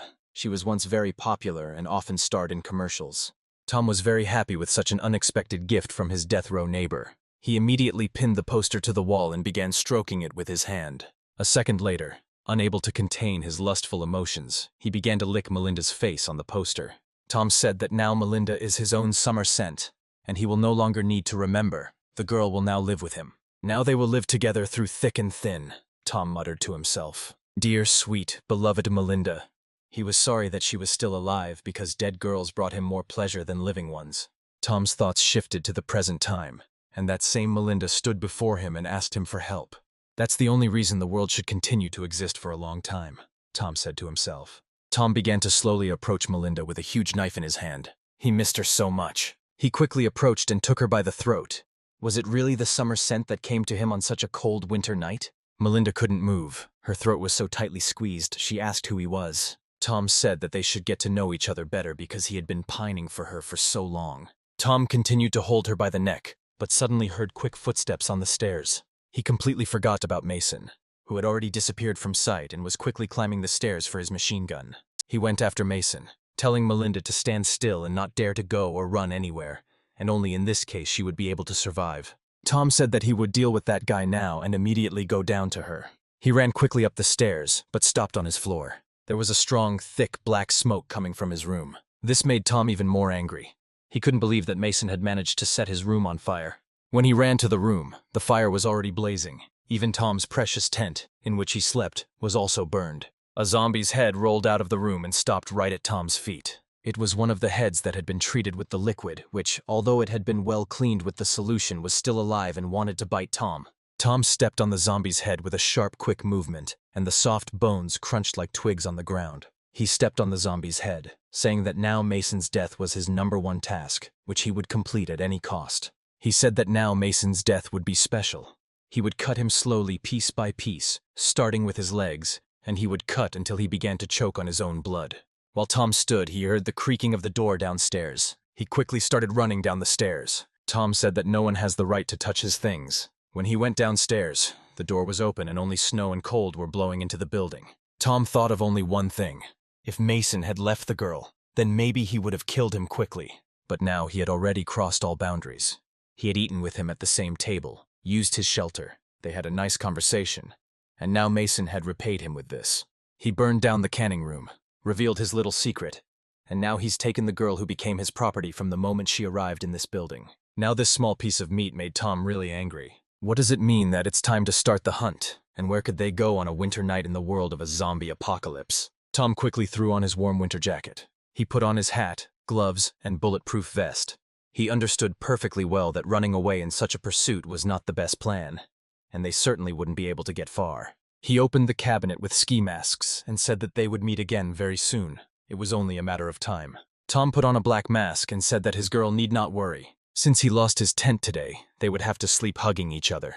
But a rat that is engaged in sabotage is better off running without stopping. There was no one in the area, and the footprints of 2 people were clearly visible in the snow. Tom looked at them and thought that their escape could only bring pain and disappointment. Meanwhile, Mason and Melinda had just reached the place that was familiar to him in this once huge city. Tom followed their fresh trail, not yet covered by snow, and understood perfectly well that they were heading towards the ship. Tom thought that it was no coincidence that Mason was returning to a ship teeming with zombies. Most likely, he had hidden something there. He looked at the sky. The snow was falling less and less, and this could only mean one thing. The blizzard would end very soon, and it would not be difficult to catch their trail wherever they went. The only problem for him was what Mason had hidden on the ship. Tom continued walking towards the ship, and the sounds of gunshots began to be heard from there. However, the shots were not ordinary. The shooting was rapid and did not stop. Tom thought that if Mason did not reload his weapon when shooting, then now he understood what was hidden on the ship. It was definitely a machine gun. Now the situation was not what Tom wanted. The machine gun was clearly adding to his problems. But he had nothing to lose, and he decided to take revenge on Mason at any cost, even if it cost him his life. At this time, the sounds of gunfire continued throughout the ship, and fresh zombie corpses were scattered everywhere. Mason stood on top of his toilet stall holding a machine gun. He looked around, and there wasn't a single living zombie around. Mason turned and looked at the booth and asked if everything was okay. A terrified Melinda peeked out of the booth and said that, aside from the hordes of zombies wanting to eat them, she was fine. Making sure that everything was quiet around, Melinda climbed down from the booth in which she was hiding onto the ground. She walked silently and slowly towards Mason, and he already thought that he was entitled to gratitude for his exploits. But before he could rejoice, a strong woman slapped him in the face. Mason didn't understand why she hit him, because he had already saved her life twice, the first time when he saved her from the terrible killer Tom, and now when he killed an entire horde of zombies. Melinda said it was obvious she asked for help, she wanted to get to a safe place, and he brought her to a real zombie ship. Mason said that she should also thank him, because he saved her from a bloodthirsty monster, because she did not see what was in Tom's basement. She didn't listen to him, and said that before she came here, she had seen a lot, but she had never been in such a zombie den. A rather loud quarrel began between them. Mason began to defend his position, and said that there were human corpses in that basement, but Melinda interrupted him again, asking how he was able to survive at all if he had never seen human corpses. She looked Mason in the eyes and asked him point blank if he had ever had to kill living people to survive, but Mason stood silent and couldn't answer her. Even though there was a whole mountain of zombie corpses behind Mason, he could not collect his thoughts and clearly answer the girl's simple question. He apologized to her and said that he only wanted the best for her and did not want to put her in danger. He apologized again. He thought about the fact that he really brought the girl into a zombie-infested ship, where not only he but also the girl could die. Mason said that he was thinking first of all about how to quickly find his machine gun in order to defend himself, because she needed to understand that if he died, then she would die too, or the zombies would eat her, or Tom could do the same to her. Melinda lowered her head and apologized to Mason for hitting him. It was all emotional. She didn't mean to hit him. She just wants to survive at any cost, no matter the cost. She understood perfectly well that the world around them was not at all a place where one could survive just because she wanted to, so she, as a fragile girl, needed male protection. Mason calmed down a little, and the tension between them began to subside. He began to explain to her that the man she saw was very dangerous. He feeds people to his pet pigs. There was a cry of indignation from the other end of the ship. It was Tom, shouting at Mason not to spread false rumors about him. Tom stood at the entrance to the ship with a scythe at the ready. He said that the pigs eat zombies, not people, so he disinfects them in detergent so that they are safe food for the pigs. Tom laughed and realized that he could easily play with their feelings. He heard their bickering perfectly well and thought that he could convince the girl to voluntarily go with him. Tom realized that Mason had not gone inside his basement and had managed to see people hanging on hooks. It would be a shame to give good quality human meat to pigs. Tom continued talking and said that the girl would clearly be safer with him, in a cozy, warm house, where there was plenty of food and no zombies, like here on the ship. Tom said that if she stayed with Mason, either she would be eaten by zombies, or she would become a zombie herself. She didn't have many options here. Or, of course, he would be glad to see her in his house. Tom understood that the girl was confused and wanted to finally get to a safe place. He said that such a beautiful girl like her should live in a warm place with good food. She was shivering from the cold, and Tom said that he had some canned meat saved for her at home. There was also hot coffee and many other goodies that they had been dreaming about for so long after the zombie apocalypse. He lured her to him with all his means. Tom said that he would not allow the girl to die, freeze or remain hungry. He could give her all this if she was a grateful girl and did what he told her. Melinda held her neck, remembering how Tom had met her and thinking about what she should do now and who she should trust. Tom said that he understood perfectly well how those scumbags treated her. They were simply not people, but real animals who covered up their vile actions by living in the church. She looked at Tom in surprise. Did he really know from those scumbags who had bullied her for so long? Melinda finally lowered her head and did not know what to do. Tom said that he had a radio with him, and although the signal was quite weak, the former prisoners living in the church would definitely hear it. He said that they should be glad that he found their girl. Hearing his words and thinking about those bastards, Melinda couldn't bear it and started crying. Tom saw this and realized that he had a wonderful effect on the girl's mind. He took off his mask and asked her not to cry. He was not a bad person at all. Moreover, he was very reasonable and everything would be fine if they were friends. She should make decisions herself. Tom asked if she would go with him or return to those dirty scum who were neither human nor animal. She started walking towards Tom and begged him not to tell them anything on the radio. Mason stood in shock and could not believe that Melinda would agree to go to Tom after everything he told her about him. She cried and walked slowly towards Tom. He encouraged her and said that it was the right decision on her part. Melinda was about to leave, but Mason took her hand and asked her not to go. He said that it was not necessary to choose between two evils. He could help her, because she was talking about people with whom she had planned to meet here. Mason asked her to come with him. Together they could handle it. They would manage to survive. Melinda stopped, looked at Mason and thought about what she should do now, because her actions could decide her fate. Tom started to approach them. He had already taken out his huge knife. He didn't like the way Mason had behaved since their first meeting. He had acted like a fool, and then only engaged in sabotage. He slowly approached and asked Mason if he knew why this current world was so good.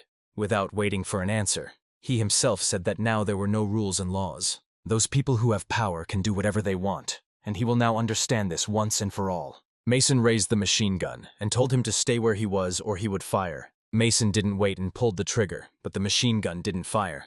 He clearly didn't expect such a turn of events. Tom laughed and asked what happened. Was he really out of ammo? What a shame. Mason lowered the machine gun and cowered in fear. Tom stood on the head of a dead red-eyed zombie and asked Mason how long he thought it would take him to reach them. Will Mason really have time to get the bullets, reload the machine gun, and fire during this time? Tom got into a running stance and said they would check it out now. It wasn't just Melinda who was scared, but Mason too. They were both shaking. It wasn't clear whether it was from the cold or from fear. But one thing was clear.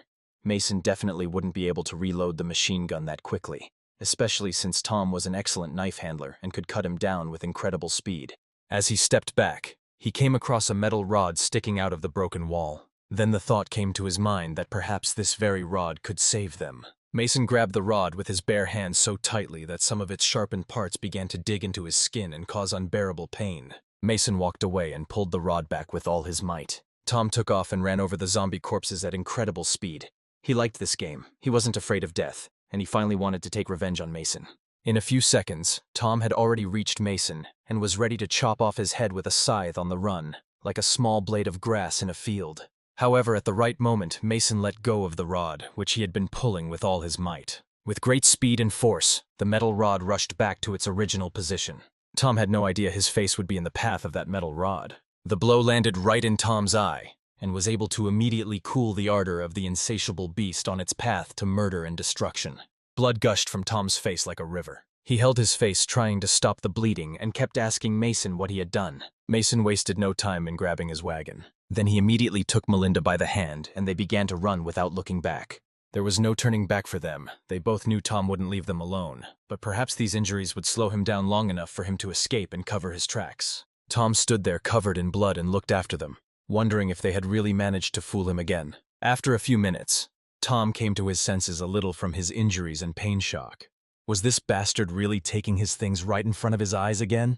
Oh well, they'll have a chance to play this game again.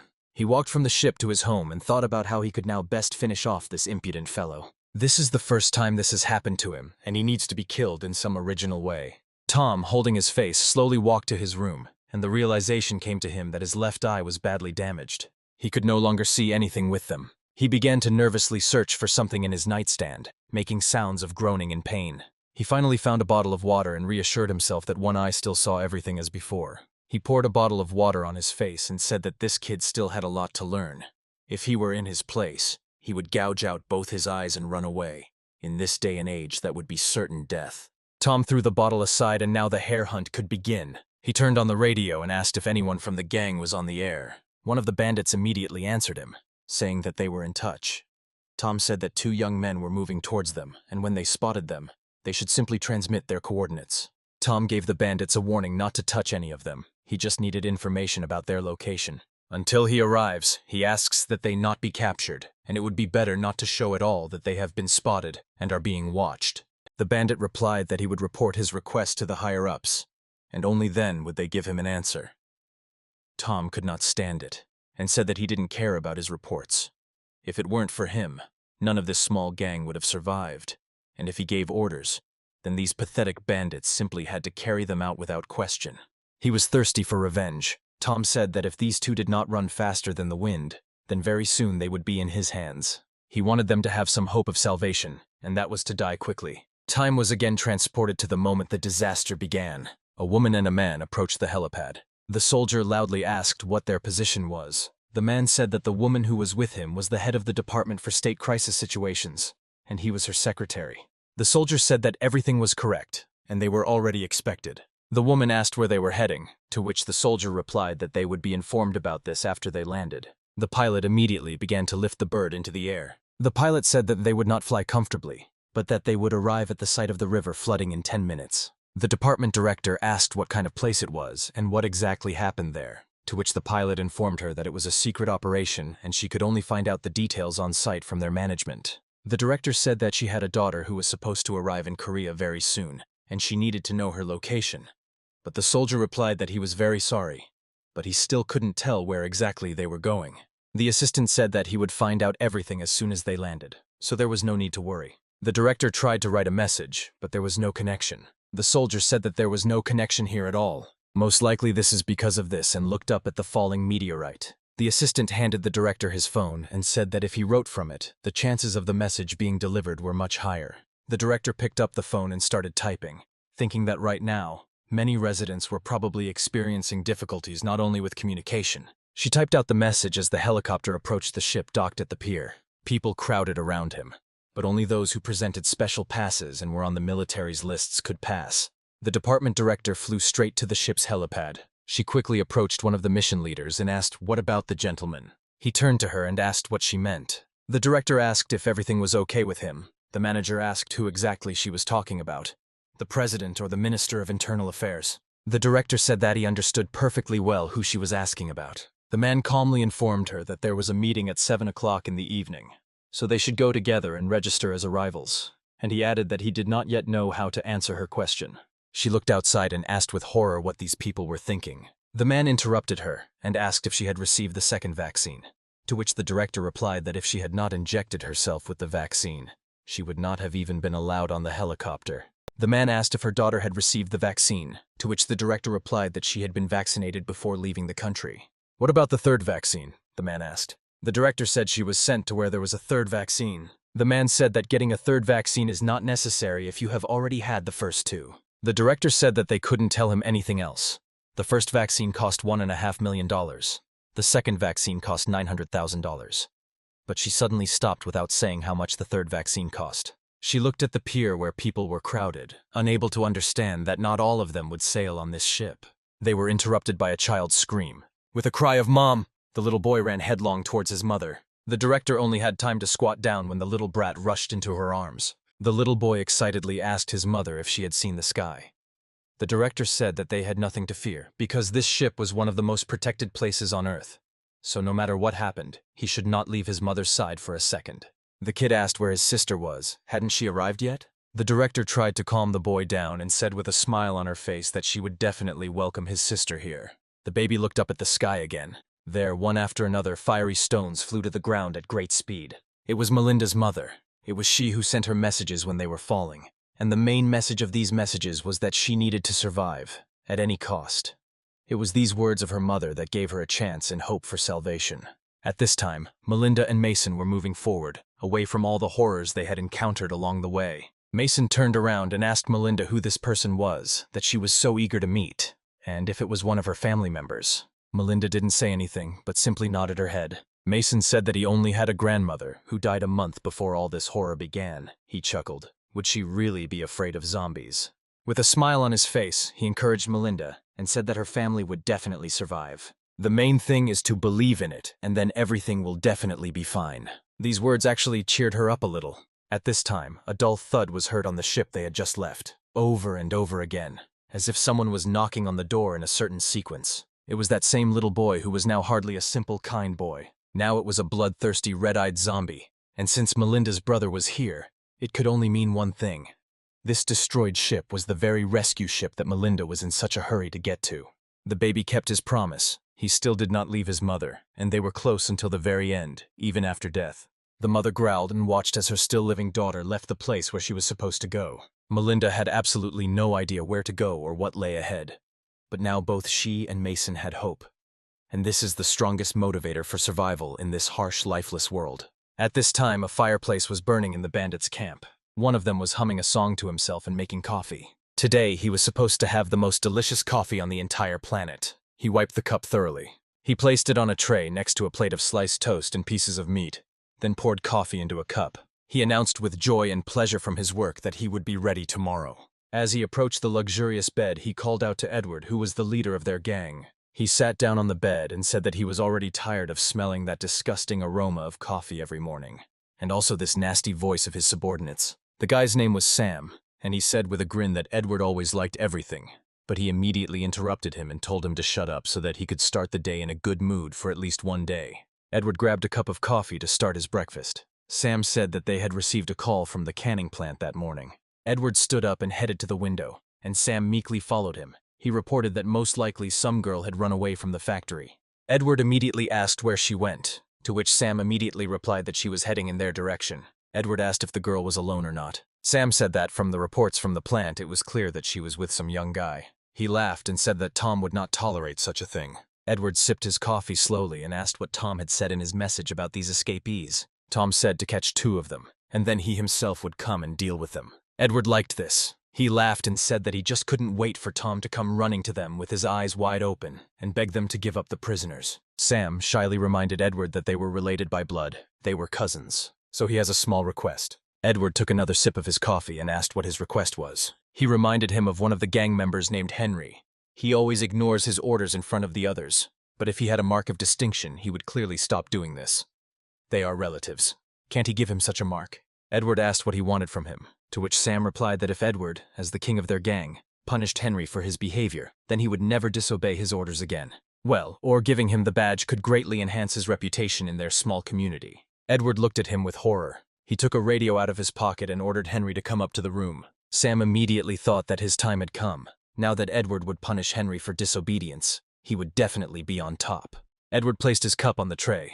Sam quickly carried the tray to the table like an obedient dog. He was so happy that he was even ready to jump on the spot. Was Edward really going to punish that bastard Henry? Now it was definitely the end for him. A minute later, Henry knocked on the door, opened it, and asked if he could come in. Edward sat down on the bed and, smiling at Henry's appearance, told him to come in. Sam stood there with a big smile on his face, waiting for Edward to tear Henry apart right in front of him. But Edward calmly asked Henry why Sam had been pestering him about their relationship all morning. Henry even sweated a little. He knew perfectly well that Sam was their leader's cousin, but because he was not very bright, he never listened to him. Henry said that he simply asked Sam not to interfere in their affairs. Sam said that he didn't just tell him not to interfere in their affairs. He scolded him like some kind of child in front of everyone. This is the most real humiliation. Henry stood with his head down and Edward laughed. Henry said it was true. He might have gone a little overboard. Edward stood up and, still laughing, said that no matter how many times he taught him, he still attacks again and again like a poisonous snake. Sam laughed along with Edward, but didn't immediately understand his words. Edward said that such people should be killed until one day they want to kill him. Edward asked Henry if he understood what was being said. Henry bowed and apologized for his club being so light. It began to dawn on Sam that it was really their boss who was scolding him now. Edward asked why Henry was still standing. Maybe he should teach the boy a lesson for his insolence. Henry looked up at Sam from under his brow and said that it wouldn't hurt to feel a little pain. Sam was shocked by what was happening. How did it happen that the conversation turned against him? After all, this was not what they had agreed on. Henry was already there and started beating up that bastard Sam. Edward didn't look at this. Henry asked if he needed to take the badges from the bastard. Edward said that he could only take one badge from him, because if he took all the badges from him, he would definitely die on the street. The sounds of blows continued, and Edward decided that now was the time to drink some coffee to relax. At some point, Edward had turned around and asked Henry to send the children to work. He stopped beating Sam and said that he would carry out the order immediately. After that, he let Sam go. Sam fell to the floor like a piece of meat, choking on his own blood. He tried to get up and spat blood mixed with saliva on the floor. Sam said that he would also go and carry out the boss's orders right now. Edward approached him and asked where he was going in such a hurry. Sam looked at his cruel brother with fear and did not understand what he wanted from him. Edward picked up his hockey stick and said it was time for the second lesson. The second lesson is aimed at moral education. Swinging well with a hard wooden club, Edward landed a well-placed punch right on his stupid brother's ass. The sounds of blows continued one after another. Edward repeated only 2 words: hierarchy and order. Hierarchy and order. After a minute, the sounds of blows stopped, and he ordered Sam to gather everyone. Edward asked how well Sam understood the lesson he had taught him once again. Suddenly there was a knock at the door. It was a big guy named Ray. Edward said he was always glad to see him and allowed him in. He poked Sam in the ass with his stick and said that today he would go to the second line of the subway with the slaves to do at least some good. Sam was glad that this beating was over. He didn't care where he went as long as it was over. He asked permission to return before dinner. He couldn't leave his boss hungry. Sam slowly crawled, and Ray approached Edward. The boss ordered him to speak, but he waited until Sam crawled out of the room. As soon as the door closed, Ray said that they had a problem with zombies at the subway station. Edward took Ray by his prosthetic arm and lifted him up. He asked if everything was okay with his arm. Ray didn't know what to answer right away, and said that it was a long time ago. Edward laughed and said that that fight was beyond his capabilities. Ray said that everything is fine now and his arm doesn't hurt. The boss smiled and said that Ray most likely still hated him for losing his arm. But Ray immediately stopped him and said that Edward did what a leader is supposed to do, and he was even grateful to him for returning his understanding when he did not understand who was in charge here. Edward looked at him sternly and asked if he really thought so. Ray confirmed his words without thinking twice. Then the boss asked if he would be grateful if he cut off his leg now, to which Ray immediately agreed. The boss praised him for such an awareness of his guilt and asked what was going on with the zombies, to which Ray replied that he had killed every last zombie on the station. Edward asked why he didn't leave a few zombies alive. Because you have to think a little broader than usual. They need zombies, the more the better. People should live in fear so that they can thank them for every breath they take and every life they save, so that when they give them dog food, they look at them with eyes full of fear and respect. Be it a man or a woman, would they be unhappy that they are being saved from such inevitable death? They will be forever grateful and happy for such care from their owners. They will want to live in this city, even if they work day and night. They will work and not ask questions. Ray apologized for his misdeed and said that he would go look for zombies on the ferry or near the river, most likely. If he walked around with a piece of meat in his hand, he would clearly be able to collect several dozen zombies. Edward said that this time he would forgive Ray, but next time he might lose more than just his arm for such a mistake. Ray asked if he could go and was about to get down to business, but Edward stopped him. He thought that if some girl made Tom himself worry, then she was definitely unusual. Maybe we should try it out first before Tom gets here. Ray said he would be on guard, and as soon as she was caught, they would immediately bring her to him. Edward snapped his fingers and said that was the right approach. The boss, with a smile on his face, said that he trusted him and expected only positive results. As soon as Ray left, the smile disappeared from Edward's face. He gritted his teeth and thought that he should have cut off his leg then he definitely wouldn't have caused trouble. After thinking for a bit about what to do, Edward ordered everyone to dress in white over the radio. 2 girls entered his room at once. He ordered them to dress him in white today, and even the guards to look like holy men. The girls smiled and obeyed him unquestioningly. They began to dress their master and did not stop admiring him and giving him compliments. While the girls were dressing Edward, he called security. They peered through the door and listened attentively to their boss. Edward asked if they had heard about the search for 2 young men that Tom from the factory was conducting. The guards said they knew about it. Then Edward ordered them to send 3 more people to search and bring the girl to him alive. One of the girls knelt down in front of him and said that their boss was too tense and this could not continue. She began to stretch his pants in order to do her usual thing. Before that, she asked permission to train the boss's new girlfriend. Edward was not against her noble impulses. Meanwhile, Mason and Melinda walked along the trees that had dried out from the cold. Suddenly they came across something unusual, and both stopped, looking at what had happened with fear and incomprehension. Mason said it definitely wasn't zombies doing it, it was a paradoxical undressing. Melinda asked him again what he meant. Mason said that when a person begins to feel extreme cold, his brain switches off and hallucinations or amnesia appear. Their minds become clouded, so in extreme cold their bodies begin to release heat so that the person does not freeze, after which they feel that the body is very hot and begin to undress. And this is the spectacle that can be seen as a result of this terrible incident. Apparently these were living people who took off their own clothes and froze to death. A human hand began to rise from the broken tree behind them. Our heroes were completely oblivious to this. Mason asked Melanie if there were any skyscrapers or maybe underground shelters in the city. Where are all the shelters that are being prepared in case of danger? As Mason fiddled with his things, he saw movement begin at the base of the broken tree. As an experienced soldier, he immediately took up firing position, pointed his machine gun at the tree, and loudly ordered everyone to slowly move out with their hands raised. Mason told Melanie to prepare for the worst. There was clearly someone inside, but he was in no hurry to go outside. If it was a zombie, it was a very smart one, since it did not immediately rush at its prey. Mason said they knew perfectly well that there was someone hiding there, and if he didn't want to become a sieve, he'd better come out. First, the man in the hollow of the tree showed his hands, and then he appeared entirely on the street. He asked for help, saying that he was already very old and would soon die, like everyone else. Mason was in no hurry to trust him, so without taking his sights off him, he asked who he was and what he was doing there. The man said that he was an ordinary grandfather who had once been a taxi driver, and he didn't care at all whether they killed him or saved him. They looked at him with distrust, but at first glance nothing foreshadowed trouble. Mason said that something was wrong here. What if this grandfather was from the bandit camp? Grandfather slowly walked step by step in their direction, and said that he was not a bandit, and had not been in the city where they lived for a long time. He said that he, like his other friends, was driven out of the city. They said that they were old, and were taking food from the young and were of practically no use. The stranger extended his hand and asked them to look. Bandits had once cut off his fingers, justifying it by saying that he had disobeyed them. The old man fell into the snow and said that while he was there, his friends died one by one. Some died from the cold, some died from being eaten by zombies, some died at the hands of living people. Tears flowed from his eyes and dripped onto the snow. The old man said that this was real hell, and death was pursuing him as the last of the survivors. If this is not hell, then where is it located? Melinda couldn't stand it any longer, walked up to him, put her hand on his shoulder, and told him that he had to fight. He is still alive, and while they are human, they have every chance to overcome these terrible trials that God sent them.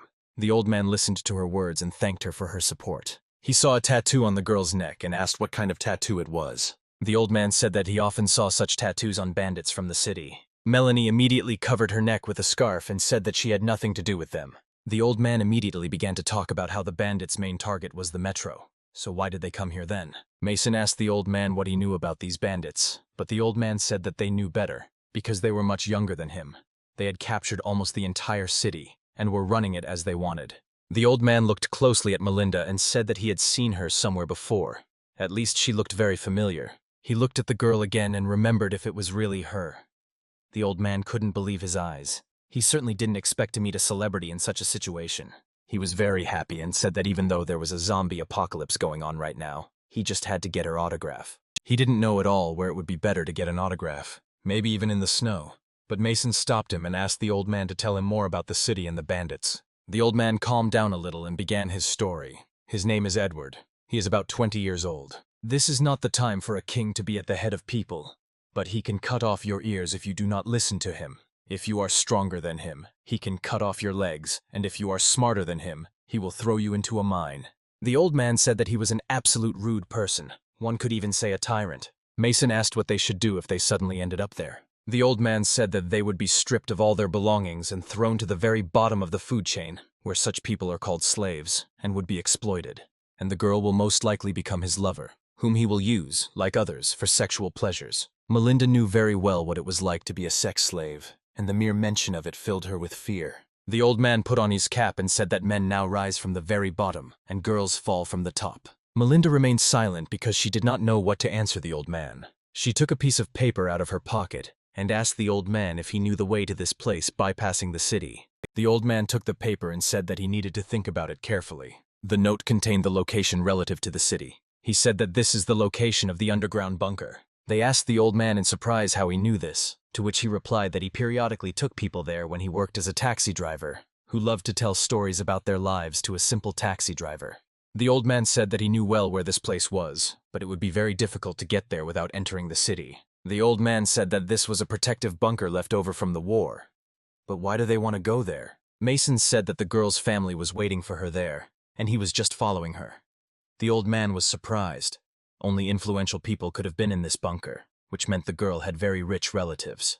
The old man nudged Mason with a smile and asked him what their relationship was like. Mason laughed and said that he too had only seen her on TV. The old man said that it meant that he, like Mason, saw her in real life for the first time only after the apocalypse. Mason said that everything was exactly like that. Mason looked at the lying human bodies and asked the old man what to do with them. He thought for a bit and said that they couldn't be touched. They had been lying there for a long time. If the bandits noticed their movement, they would understand that we had been here. The old man said his name was John, and he would show them how to get there, but it would be very difficult to get there without going into the subway. The only entrance was the White Hole. That's what they called the mine where they were forced to work. There were a lot of pieces of ice there, from which they got things. But this mine has its own peculiarity. If you are distracted even for a second, you will not be able to understand where is up and where is down. There is ice all around, and this white glare makes you lose your mind, and if you miss the person in front of you, you will get lost. These stories did not greatly inspire Mason and Melinda. The old man hastened to reassure them. He had once laid a path there, and if they could secretly enter this mine, the old man would lead them. But in return, he wants only one thing. He laughed and said that he wanted them to promise to take him with them. At first glance, you could tell that John was just an ordinary old man who was just lucky to survive in such conditions. And of course, Mason and Melinda agreed to take him because without him, they had no chance of getting to their destination, especially with so many people hunting them who wanted to kill them. Meanwhile, a loud cry was heard in the city, ordering everyone to quickly bow. Edward, dressed all in white, walked out into the street, and this could only mean one thing. All the inhabitants of the city had to bow unquestioningly and not even dare to speak while the master walked around his property. Edward, confident in his unshakable strength, walked through the city, surveying his possessions. Mere mortals did not even raise their heads. They knelt before the ruler on the snowy street. The boss ordered one of his guys to start the show. Next to him was a young guy with a microphone and a speaker. Apparently it was to him that Edward gave the order. The guy immediately began adjusting his speaker so that his voice could be heard clearly. Dear residents of the city, today, throughout the day, everyone can receive a blessing from Mr. Edward himself, who has given everyone present the opportunity to live in this city, which not so long ago was dominated by undead and undead dirty souls. He made sure that these creatures no longer bothered the living, but remained there outside the city, and for his services none of us can forget his mercy. He shared with us a piece of food that helps us all stay alive. He was able to ensure that we do not lose our souls and live like animals. He created a place where we are all well protected, so let us all be grateful that we can still dream. Today we will try no less than yesterday, and together with him we will move forward towards a bright future. Suddenly, one of the guards interrupted the herald and asked him to remain silent for a while. Edward stopped in front of the man, who, like everyone else, was kneeling, and in his hands was a bar of chocolate. Edward asked the man what he had in his hands, to which he replied that it was a bar of excellent chocolate that he had mined yesterday in the mine. Edward immediately asked why he didn't leave this chocolate after he left the mine, to which the man replied that he was very worried that this delicious chocolate would not reach Edward, so he wanted to personally hand it to the boss. Edward liked that this slave wanted to please him, and he asked what the payment was for such a valuable product. The man was afraid of the boss, and said that he had no right to demand anything in return. But Edward did not want to listen to this, and said that he understood perfectly well that this man needed something. The man hesitated and didn't know how to start this conversation correctly, but without raising his head he began to talk about his 15-year-old daughter. Right behind him there was a girl kneeling. Apparently she was the man's daughter. He said that she didn't have any badges at all. However, without these badges, it is very difficult to get a job that does not involve diving into a mine. Edward did not listen to the old father and ordered the girl to show her face. She was afraid to do this, and her father kicked her several times to make her more courageous in this situation. The girl raised her head and was finally lucky enough to see their leader. She was very young, shaking from cold and fear. Edward looked closely at the girl and thought for a moment about how he should deal with her. After standing there for a moment in thought, Edward pulled the badge off his chest. He casually handed it to one of his maids, who had been giving him pleasure just a few hours ago. The girl picked up the badge, walked up to the girl sitting in the snow and saying, "You are no longer a slave," pinned the badge to her tattered clothes. The girl couldn't believe what had happened. Could she really be so lucky at such a young age? The old man still did not raise his head, and the gentleman leaned over to him and took the chocolate from his hands. Edward said that he gave this badge to his daughter only because she was beautiful. The man never stopped thanking him and said thank you again and again. Edward ordered the guards to transfer her to the hotel, because she was already quite big and could serve well in another matter.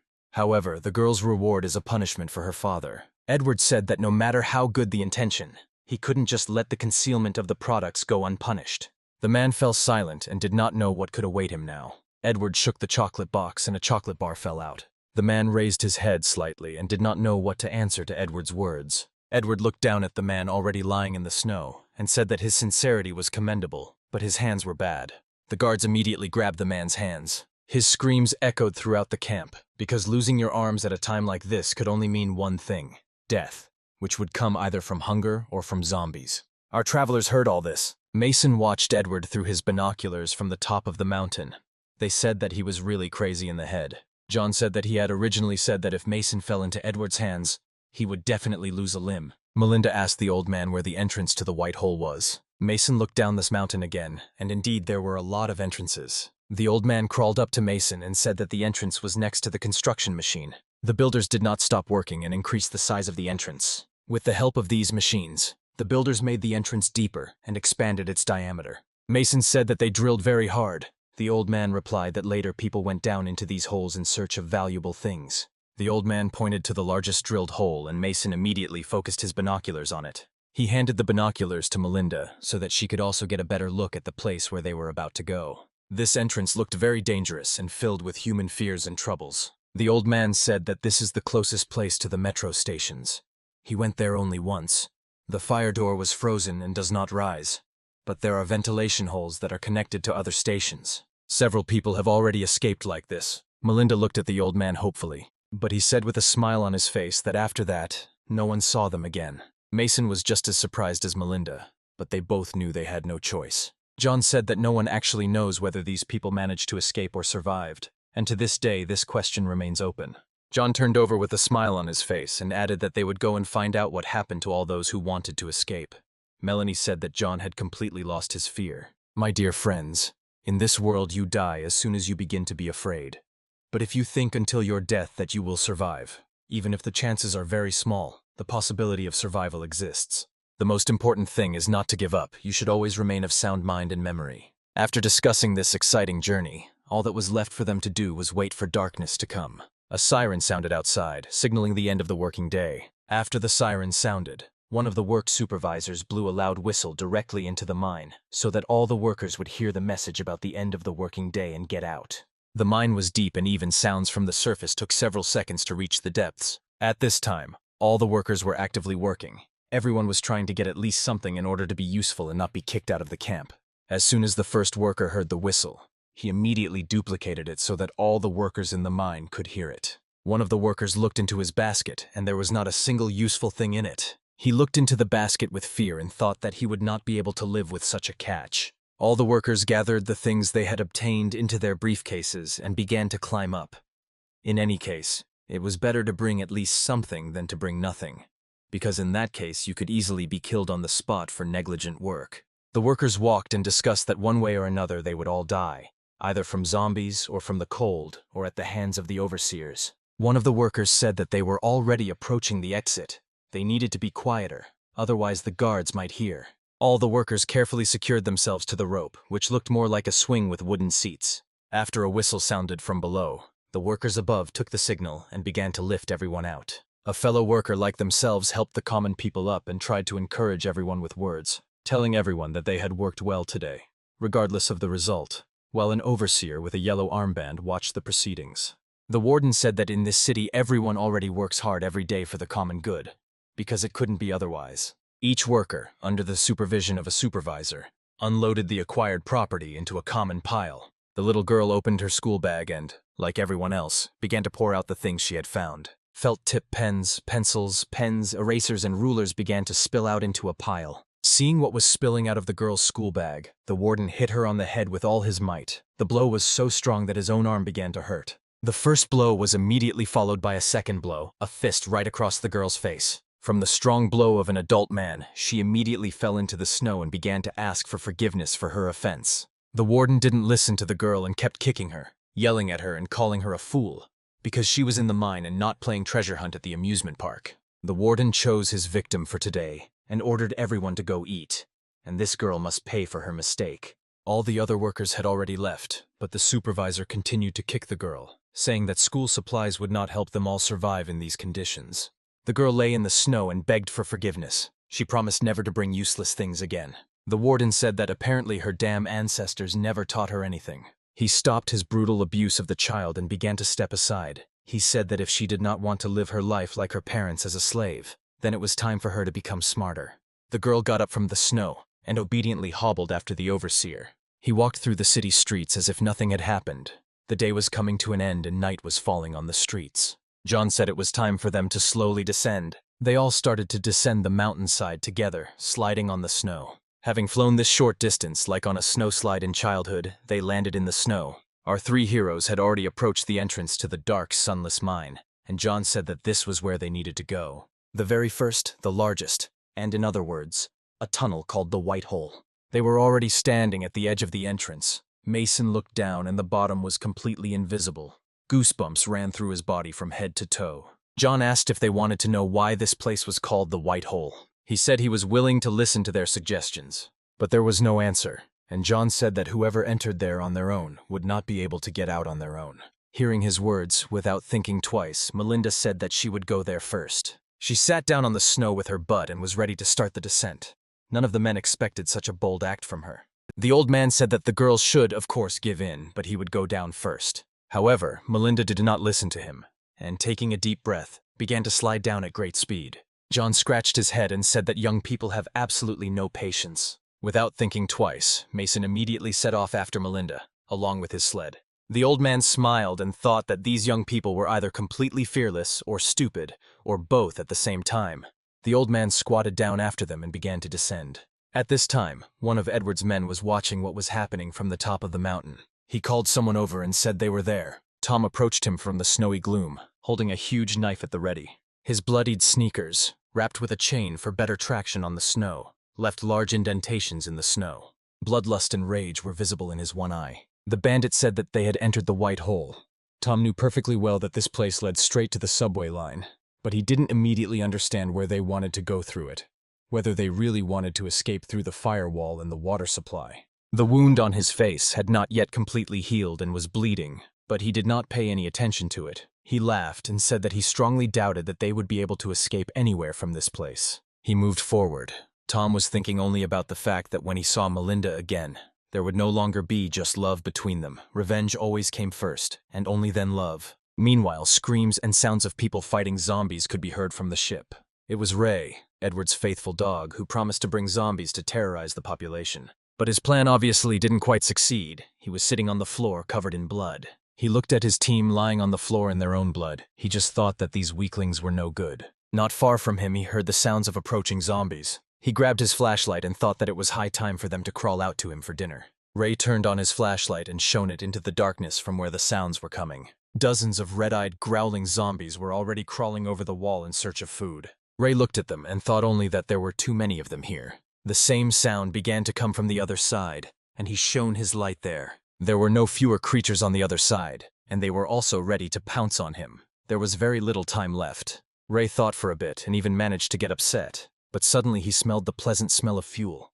Shining a light forward, he saw that during the battle a fuel canister had been punctured. Apparently he had reached the fuel tanks. He shone the light on his hand and saw that everything around was already sufficiently engulfed in fuel. He had a brilliant idea, but Ray was a little upset that he wouldn't be able to beat up Edward the puppy again. He began to check his pockets and thought that it was in vain that he began to obey him. He should have gone all the way then, and perhaps he could have been in his place now. But it was too late to blame himself. He should have thought about this earlier. He searched for his lighter, and finally it was in his remaining right hand. Ray no longer wanted to live like a dog, obeying his master. His soul wanted something completely different. As soon as the lighter's flame ignited, a horde of zombies could be seen around, which were already a meter away from it. A crowd of zombies pounced on Ray, who offered no resistance, and said that if there was still a god in this world, let all those bastards who remained in the city. They will die a more cruel death. Just as the zombies began to tear him to pieces, the lighter reached the floor, and the fuel that spread across the room immediately ignited. At first, a small light, like from a campfire, was visible on the street, and just a second later there was a huge explosion that lit up the night sky. The explosion simply broke the ship in half. From its vertical position, the ship assumed a completely horizontal position. Although the fire was burning everywhere without ceasing, moving bodies began to be visible through the smoke. The red-eyed zombies have finally left their prison, where they have been languishing in anticipation of freedom since the very beginning of the apocalypse. These were not ordinary zombies at all. This is exactly what Tom told Mason about at the moment of their first meeting. Melinda's mother and brother were among them. The leader of this sinister group saw Tom's bloody trail, which led straight to the city. Now they knew where to go. These weren't just zombies. They were much more advanced than ordinary walkers. They could think, but they were constantly driven by standard human desires, one of which was hunger. Meanwhile, Tom stood right in front of the entrance to the cave. Blood was oozing from his hand, leaving a trail for the zombies to follow straight into the city. Tom wrapped his arm tightly in a bandage to stop the bleeding. His wounds had still not healed and he was in terrible pain. He thought to himself that he was not in the best position at the moment. His wife had run away. His arm hurt and he had lost an eye. All this had a strong impact on Tom's physical capabilities, but psychologically it only turned him on more and more. He hadn't dreamed about killing a person like that for a long time. At some point he raised his knife and told them not to interfere. Tom said that on such a beautiful day he had better stay away. And the best thing is to organize something to eat. Tom said with a smile on his face that this should be done quickly and with joy on his face. Tom said all this to Edward, whom he strongly disliked. But Edward said that the old man should not behave like that, otherwise what would his subordinates think of their godlike master? Tom smiled and thought that he had other plans for today.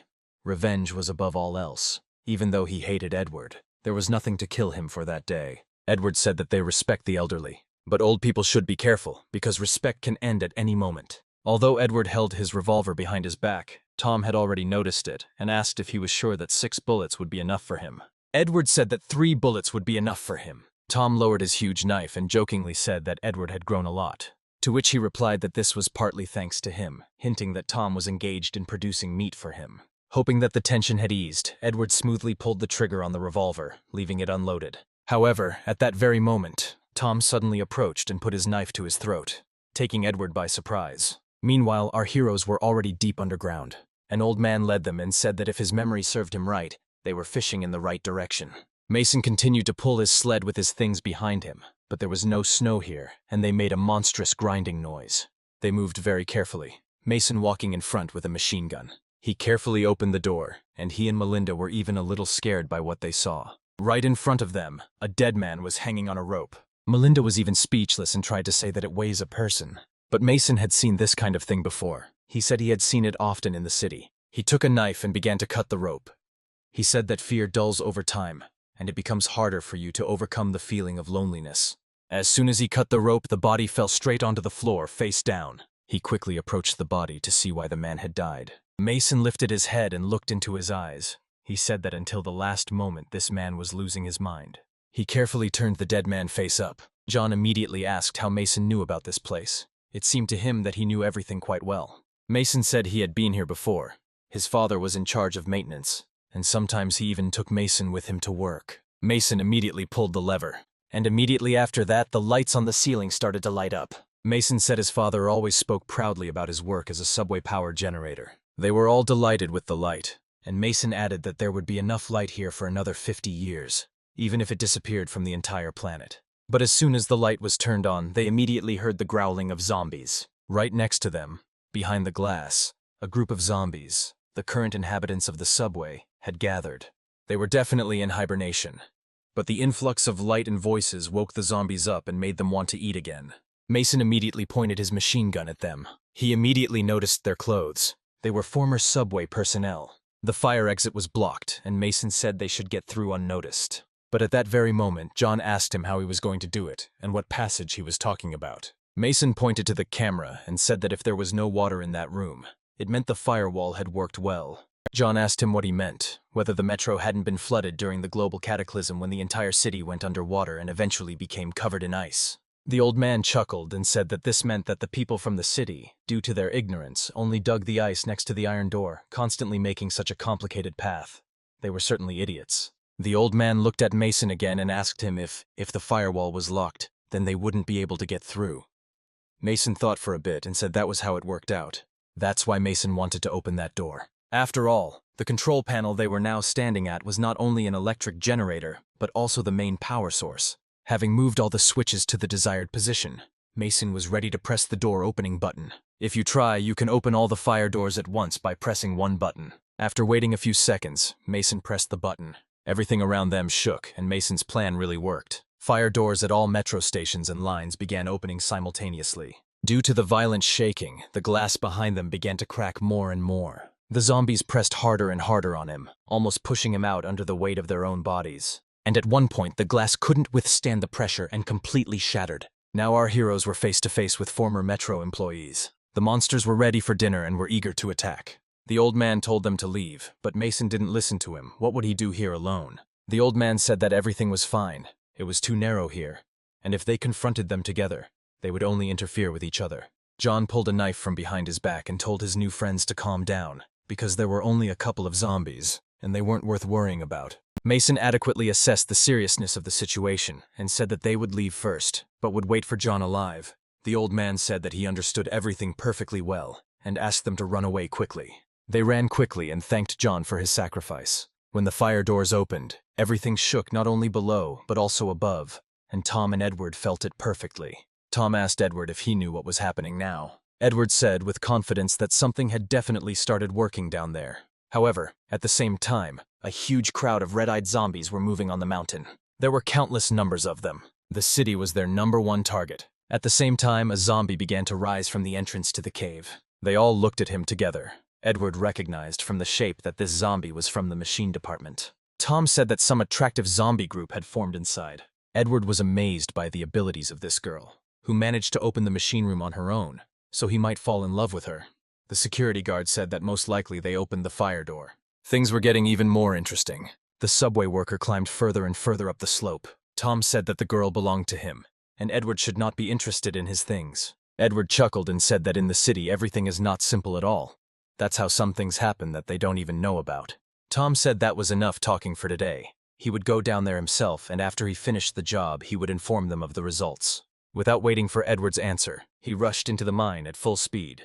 and he immediately finished off the first zombie standing in his way by cutting it in half. Tom was full of rage and anger, and zombies would not stop him on his path to revenge. An hour later, Edward and his men were inside the subway. He was surprised that there was such a place right under their noses, and where had Tom gone? Could old people really be that fast? Edward looked at his new possessions and did not understand what they had been doing all this time. One of the guards said that it was good that they were able to find such a place. Edward disagreed with him. Why did they just spend so long chipping away at the ice if there was a whole network of tunnels already built for them underground? From this day on, the work would only increase. Edward immediately ordered that everyone in the city, without exception, should be immediately gathered. Give me all the badges. Edward has temporarily banned anyone from receiving awards, but now he has decided to take another lap along the second metro line. If they manage to take the second line, then the whole city will be underground. Edward looked around and asked his guards what about the old man. One of them said that Tom went in that direction, pointing to a dark tunnel. Edward immediately followed him, and within a few minutes they reached the very door through which our heroes had entered not so long ago. They walked inside, and Edward immediately asked what was going on there. Tom stood silently and stared at something lying on the floor. Edward came closer and saw a real performance on the floor. Tom also looked at it and said that he had never seen anything like it before. Tom said that he could have done that, but oddly enough, this is not his doing. There was only one killer in this world that he recognized. Edward asked him if it was the same person who did it, to which Tom replied that you should cut the throat of a person or an animal, then they will look at you properly. After all, they don't die immediately when you cut their throats. Their eyes blink and for a moment they look at you, their killer. This is one of the phrases that John said. That was his name. The last time they saw each other he was taken to death, but apparently he survived, which simply defies explanation. Edward listened to Tom in silence, and his guards were even a little scared. Tom turned sharply to Edward and said that they were all just food, and if any of them happened to meet a person who had no fingers, they should run without thinking, otherwise he will kill you. His name is John, and he is a fucking psychopathic killer. Before he died, he gave me his wife. Tom remembered how it all happened, how John handed him an envelope with Melinda drawn on it. It was John who was the man who sat in the next cell with Tom. That was the last time they saw Tom, still unable to decide which of them was the real monster. At the same time, John walked along the subway tunnel, pleased with himself, playing his game with new victims, feeling a strong sense of satisfaction from what was happening. They moved slowly, wary of attack from any side. All this time, John walked and thought about his first love, Melinda. At some point, Mason turned around and asked if the old man was having trouble walking. John said he was fine and could even help carry Melinda's things. She said with a smile on her face that she was also fine. It was much easier to carry things when you weren't walking in the snow, and when it wasn't as cold here as it was outside. John said that if Melinda suddenly became ill, he could help without any problems, because Mason needed to carry the weapon and he could carry Melinda in his arms. Melinda hadn't heard anyone compliment her for a long time, and said with a smile on her face that she didn't want to become a burden for anyone. They had to survive together. Mason interrupted her and said that he would be more interested in watching Melinda carry John. After this joke, they laughed loudly. The old man also laughed and added that he was too thin and would be too easy to carry. At the same time, he did not take his eyes off Melinda's buttocks. He had dreamed of her for so long. She remained in his memory since prison, and he could not even imagine that he could be so lucky to meet her in such a dying world. Ahead they saw brightly shining lights. Could it really be a train? John couldn't believe there was still light on in the train, but Mason explained that it was because he had started the generator, but he hadn't expected the light to even reach here. They moved slowly and carefully towards the stationary train. Within a minute they had come very close to the train. However, when they came very close, they saw that water was starting to drip from the ceiling. They immediately realized that if she fell onto the tracks, which were now live, then certain death awaited them, and they immediately rushed to get out onto the platform. They were able to quickly get to a safe place and began to regain their breathing, thinking that they were no longer in danger. How strong was their surprise when they saw a carriage packed to capacity with zombies eager to kill.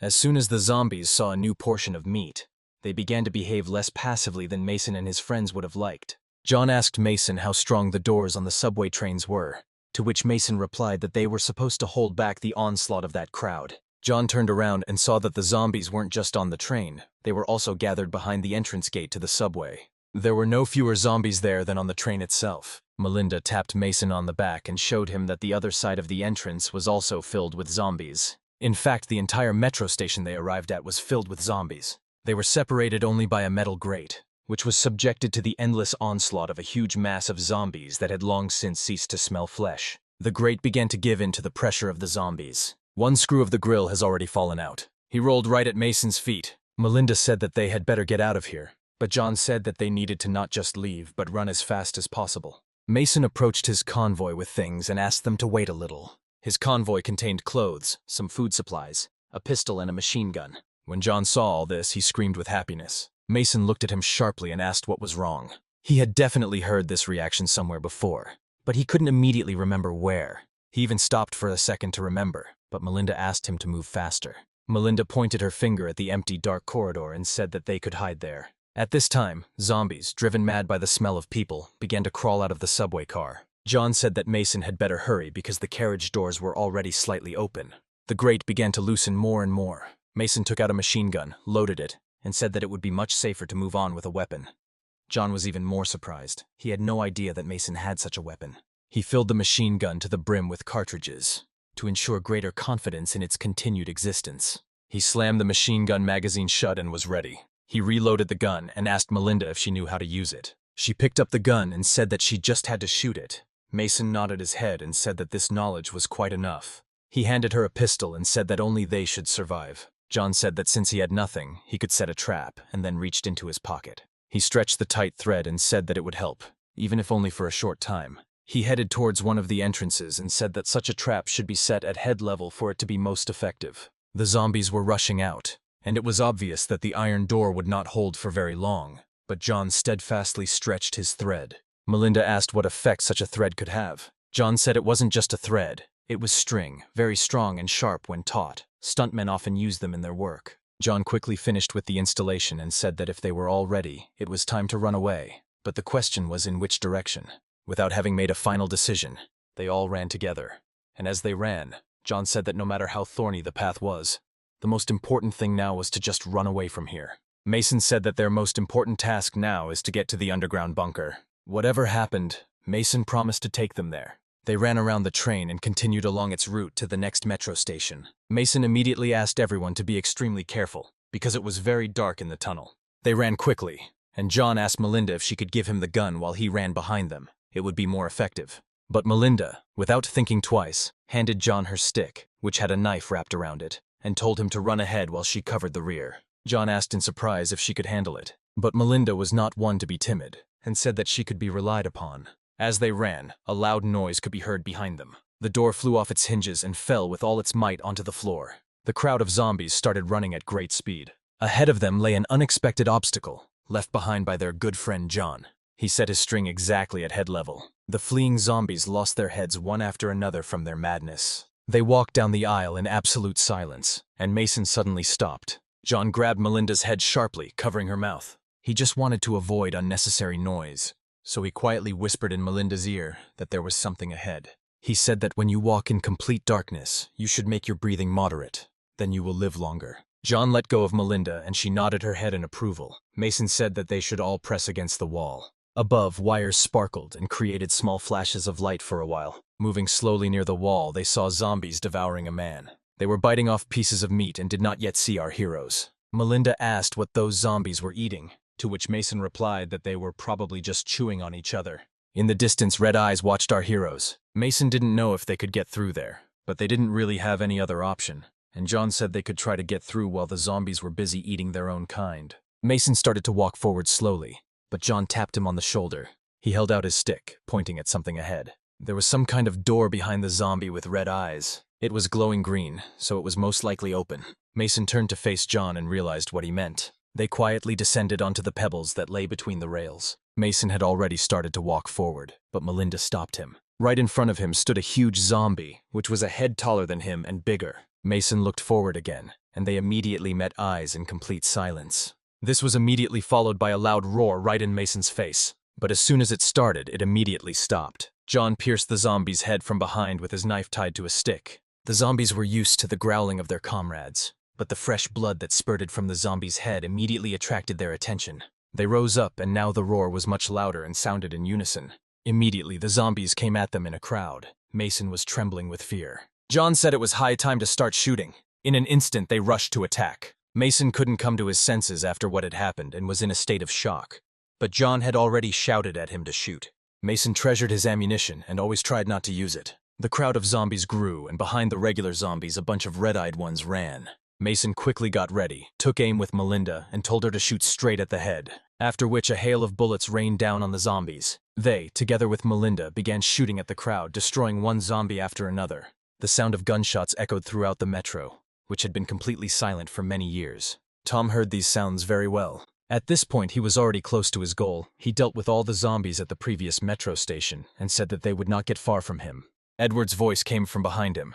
He was also covered in blood, and he said that this place would certainly need to be cleaned up properly. Tom said that along the way he was actually doing some of the work of his pathetic bandits, and any slave could remove the bodies, so Edward should also thank Tom for the service rendered. Meanwhile, at the entrance to the mine, all the workers from the city were gathered. It was already approaching the end of the working day, but such a gathering of all the people rarely happened. The workers did not understand why they were all being dragged back to work again. The overseers urged the people to start work and enter the mine as quickly as possible. The workers assumed that all this could be connected with the recent earthquake. Within an hour, all the workers had already entered and started work. Someone was watching what was happening at the top of the mountain.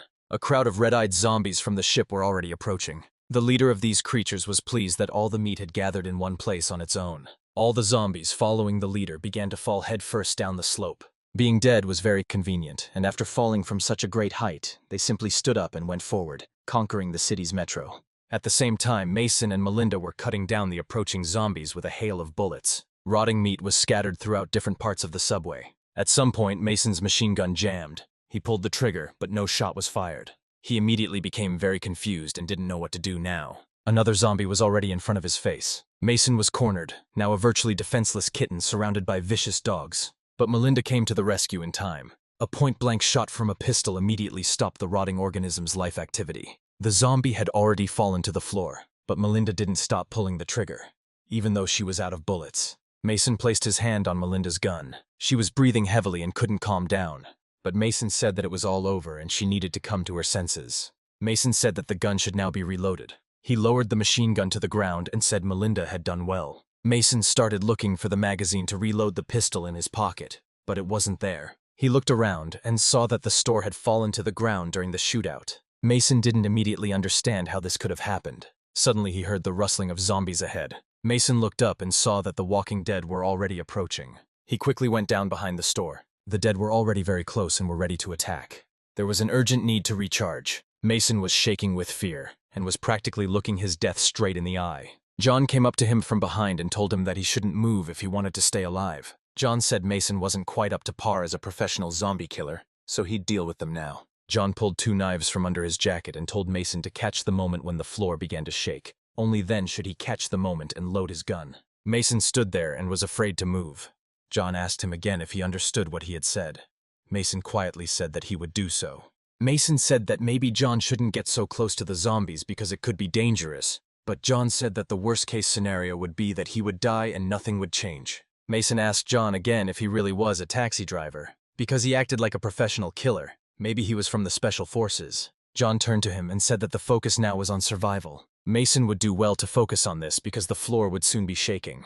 There was a small earthquake and Mason quickly grabbed the magazine from the floor. The zombies were also ready to rush into battle. While Mason was loading the magazine, John rushed at the zombies and they rushed at him. With practiced movements, John cut down the zombies one after another. Heads just flew off in Mason's direction. No matter how many times they attacked, John understood their movements perfectly and handled his knives well. One zombie rushed past him. He pushed off the ground and rushed straight at Mason. However, the goalkeeper was in his place. John grabbed the zombie by the leg and pulled it towards him. He was able to stop the zombie just before it could bite Mason on the face. John asked Mason if he knew that if the goalkeeper made a mistake, points would be lost. And in their case, if the goalkeeper made a mistake, Mason might no longer be on their team, therefore saving a drowning man. The drowning man's own doing, John added. Was he right? John asked Mason. With each new blow, he did not stop asking him this question. John said that now they had to do everything right, otherwise they would all die. 2 zombies almost jumped John from behind, but Mason fired twice in time and hit the target. And John, seeing this, immediately cut off the heads of both zombies. When the zombies stopped appearing on the horizon, John exhaled and relaxed a little. He smiled, looked at Mason and asked if this was the first time in this apocalypse that he had seen a slit throat. Mason was shaking all over with fear and couldn't move. He didn't even know how to answer this question correctly. John said that when he kills them, he becomes calmer. Mason looked at him in horror and still could not find words. John immediately asked if Mason was afraid of him now. Melinda said that was not true at all. Mason could barely utter the word turn around. John turned around and saw a whole flock of zombies from where they so often crawl out. John said that the frost on his back was absolutely not a joke. Melinda shouted that there were a lot of them, to which John replied that he felt it perfectly. There are just a hell of a lot of stupid zombies there. Melinda was sweating all over and said it really was like hell here. John reached into his inside jacket pocket and said that the world was hell, if they hadn't figured that out yet. He took a flare out of his pocket, lit it, and turned around to see what awaited them now. Dozens of zombies were already very close. John looked at them with a smile and said that such faces could only be seen in hell. And today they will inevitably end up there. John thought that he should have finished things with his daughter beforehand. He was sorry that he might not have time to do it. The shaking began to increase strongly. But now it was not only shaking but also sounds. They could hear the sounds of a train coming. Melinda was standing above, crying and saying that they couldn't die here. She didn't know what to do. The sounds were getting louder, and she prayed to God for help, because there was no one else to ask. Mason realized that a train was definitely approaching them and said that they should quickly get up and get off the rails. Mason stood up and said that it seemed that a big disaster had been avoided. John turned around and asked what he meant. What other trouble? John rushed up to them and said that they were going to die anyway, or he was misunderstanding something. He came up to them and said that either there were zombies, or the tunnel would collapse, or there was some other option. The zombies followed them, but the shaking prevented them from gaining much speed. Mason told John to stay close to the wall. A light appeared in the distance and began to illuminate this dark, zombie-filled tunnel. The zombies only had time to turn around towards the light, and right after that, they were hit by a subway train at full speed. This was most likely the very rescue that Melinda was talking about. This entire crowd of zombies was already right under the iron wheels of the train. The train was moving at a tremendous speed and there was a strong wind, but thanks to the fact that our heroes pressed tightly against the wall, they were not carried away by the wind and were not crushed by the train.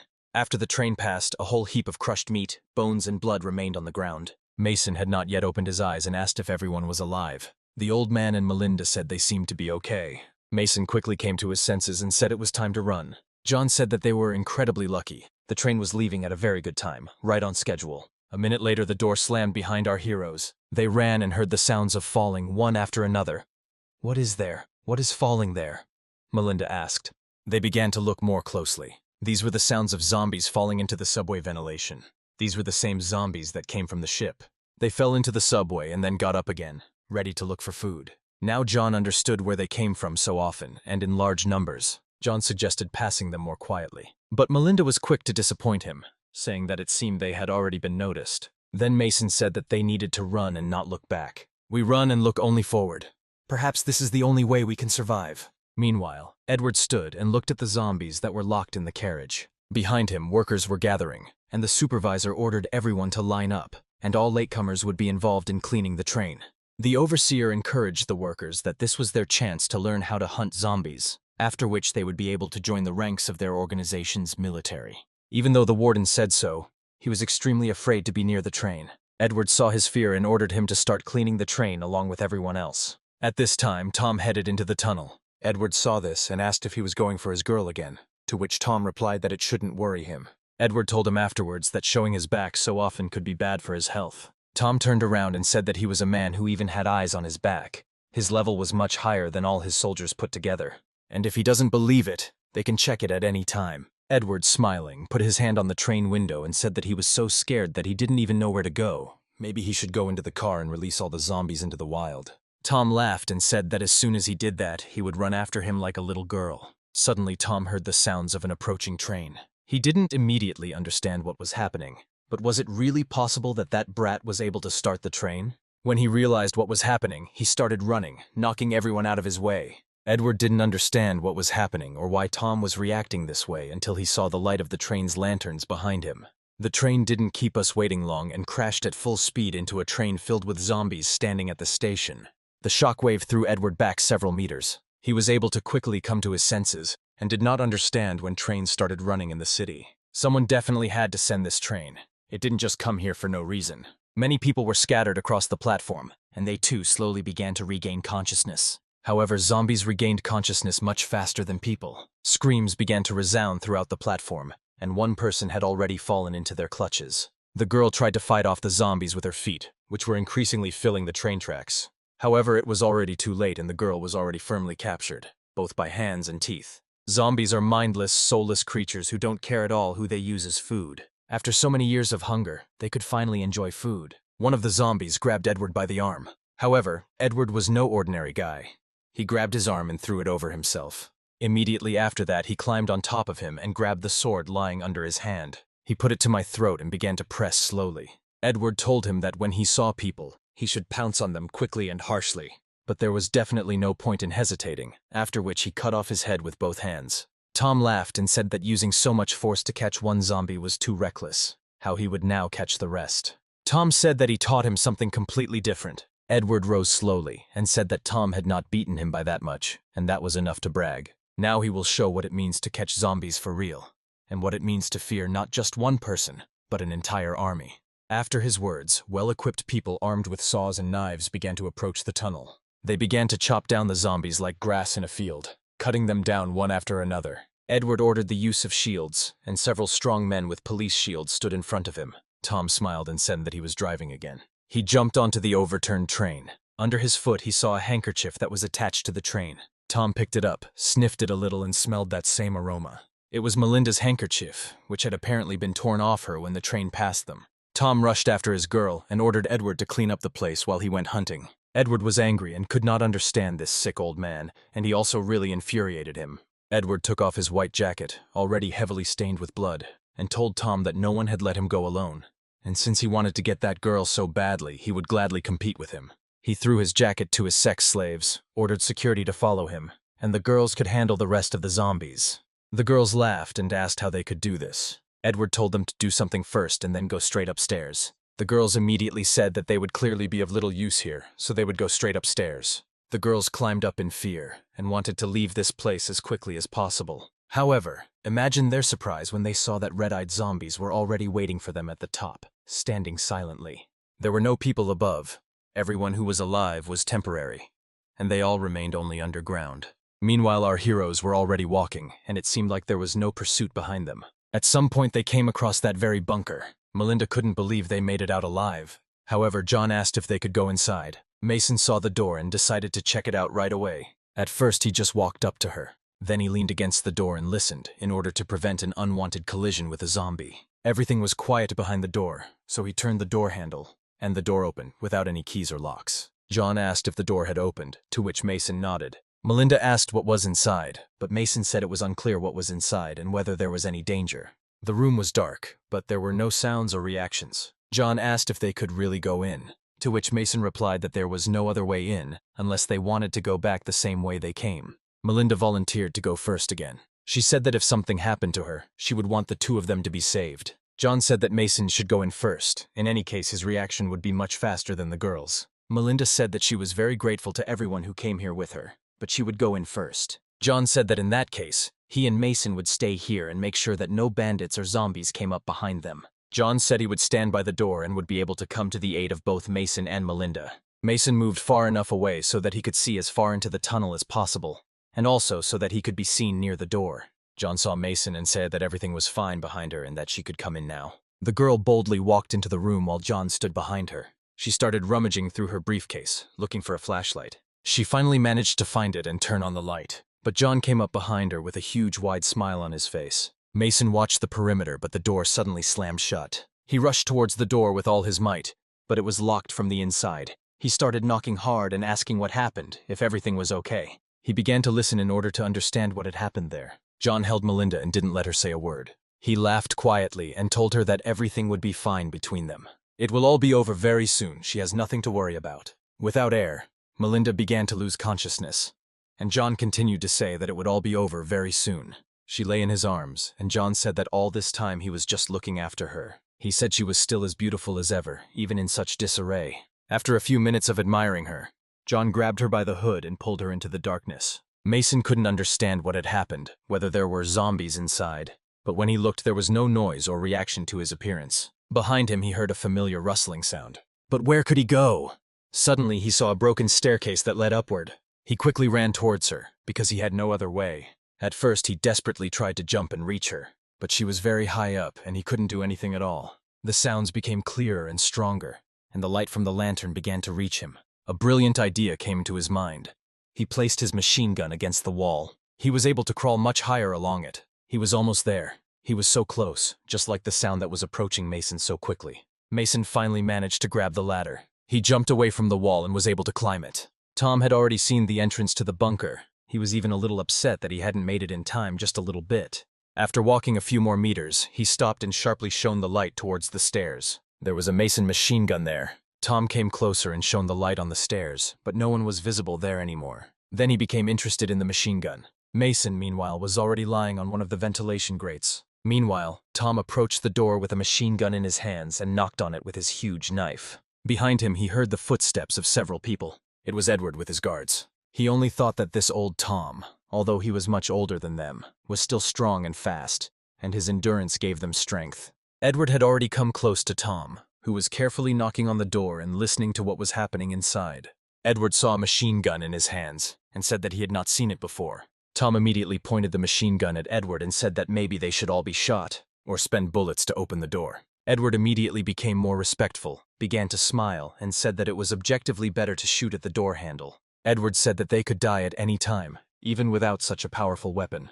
Tom laughed and said that Edward was a smart guy, after which he turned around and started shooting at the door handle without stopping. After a powerful machine gun salvo, nothing remained of the door handle. Tom carefully leaned over and looked inside. It was dark there and absolutely nothing could be seen. Meanwhile, Melinda was suspended by her arms on a rope, shaking with horror and the realization that everything had been completely in vain. She opened her eyes, and John was immediately glad about it. He was actively looking for something in the closet. John said that in this country, a long time ago, prisoners sentenced to death were treated like garbage dogs. After thinking for a bit, he agreed that they really were like garbage dogs. He remembered very well the day when he was to be executed, and he was already calm about this outcome.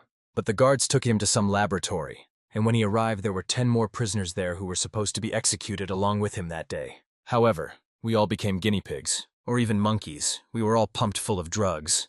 To tell the truth, I have never tried so many pills in my entire life. I ate all the pills, green, red, black. Within a week there were only 3 of us left. All the others had died. John laughed. But the most interesting thing is how they died. They didn't just become dependent. At some point after taking the pills, their eyes widened. They grabbed each other and devoured each other. And that's how the rebellion began. But the most urgent thing was yet to come. But the worst thing was that these bastard scientists just stood and watched as the prisoners devoured each other. Although no, they even filmed it all on camera. They all knew.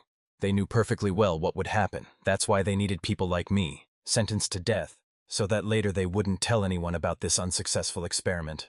He took the documents out of the locker, showed them to Melinda, and said that all those zombies walking upstairs were the work of those bastard scientists. They were the ones who started it. He asked Melinda to look closely at these faces. There are a lot of red-eyed bastards walking around outside, so they are all scientists. John stuck his knife into one of the photographs and said that he simply had to kill them all. Melinda was crying, shaking with fear, and had no idea what lay ahead. And John only became more and more amused as he watched her become more and more scared with each passing second. Time was transported into John's memories when scientists were conducting experiments on red-eyed zombies. Water was released into the capsule containing the zombies. The capsule was completely filled with water, and the zombies began to drown. The chief scientist said that he takes full responsibility for conducting such an experiment. After all, if this becomes a good experience for future generations, then it is clearly worth it. The scientist reiterated that if such a terrifying experiment is successful, humanity will receive a second chance for survival. They stood and watched as the zombie they had created drowned. Humanity may have a chance to survive the coming catastrophe, and in fact they will be able to create the next generation of people. Until now, all subjects who had been dead for 4 hours were brought back to life using artificial blood and steroids developed by the research team.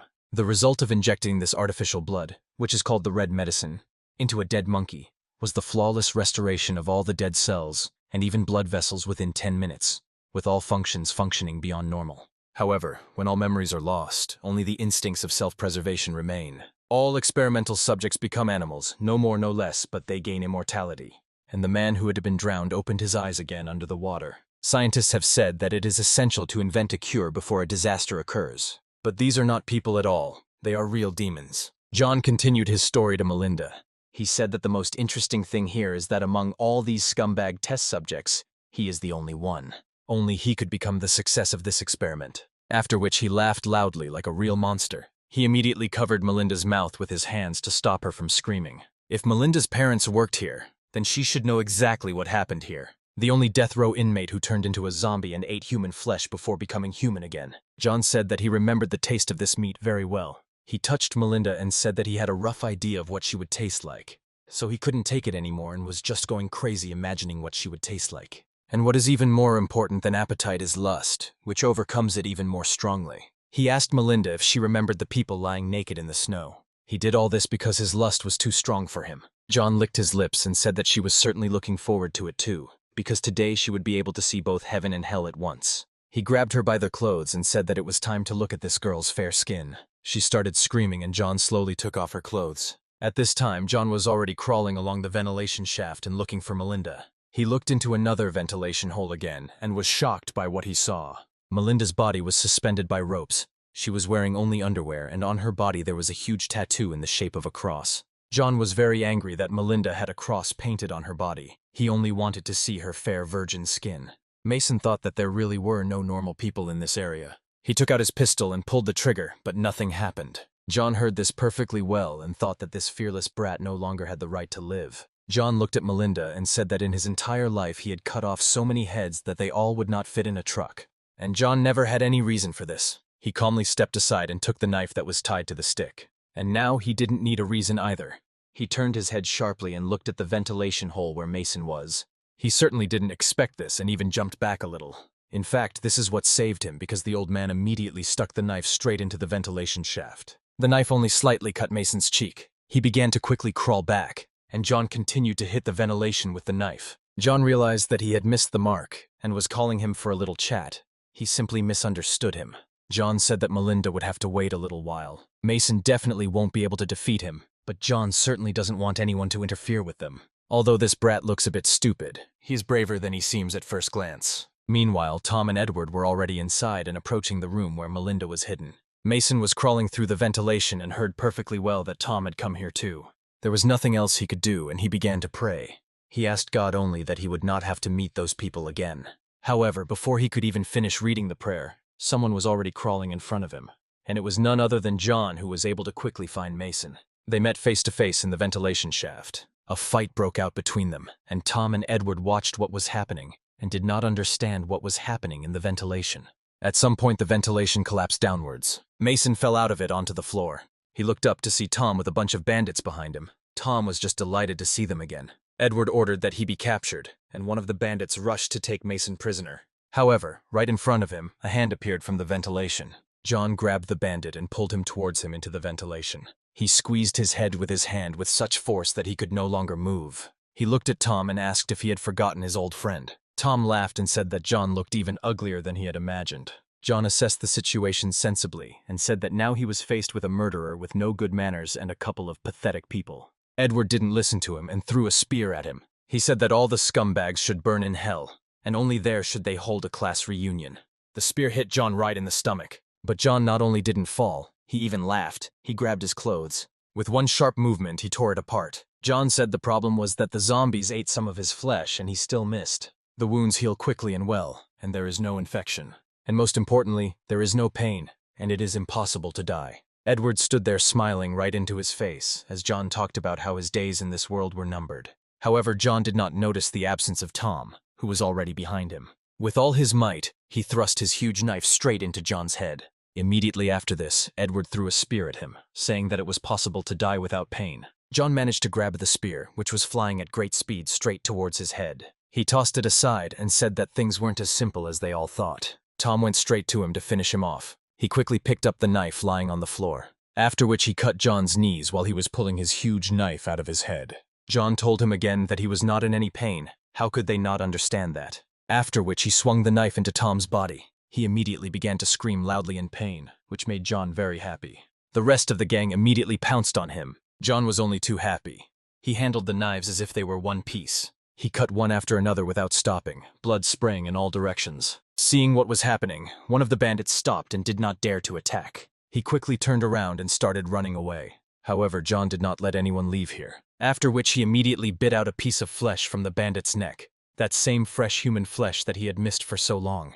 It's just like in the wild, we are all food for each other, and this is the only way to survive, in other words, natural selection.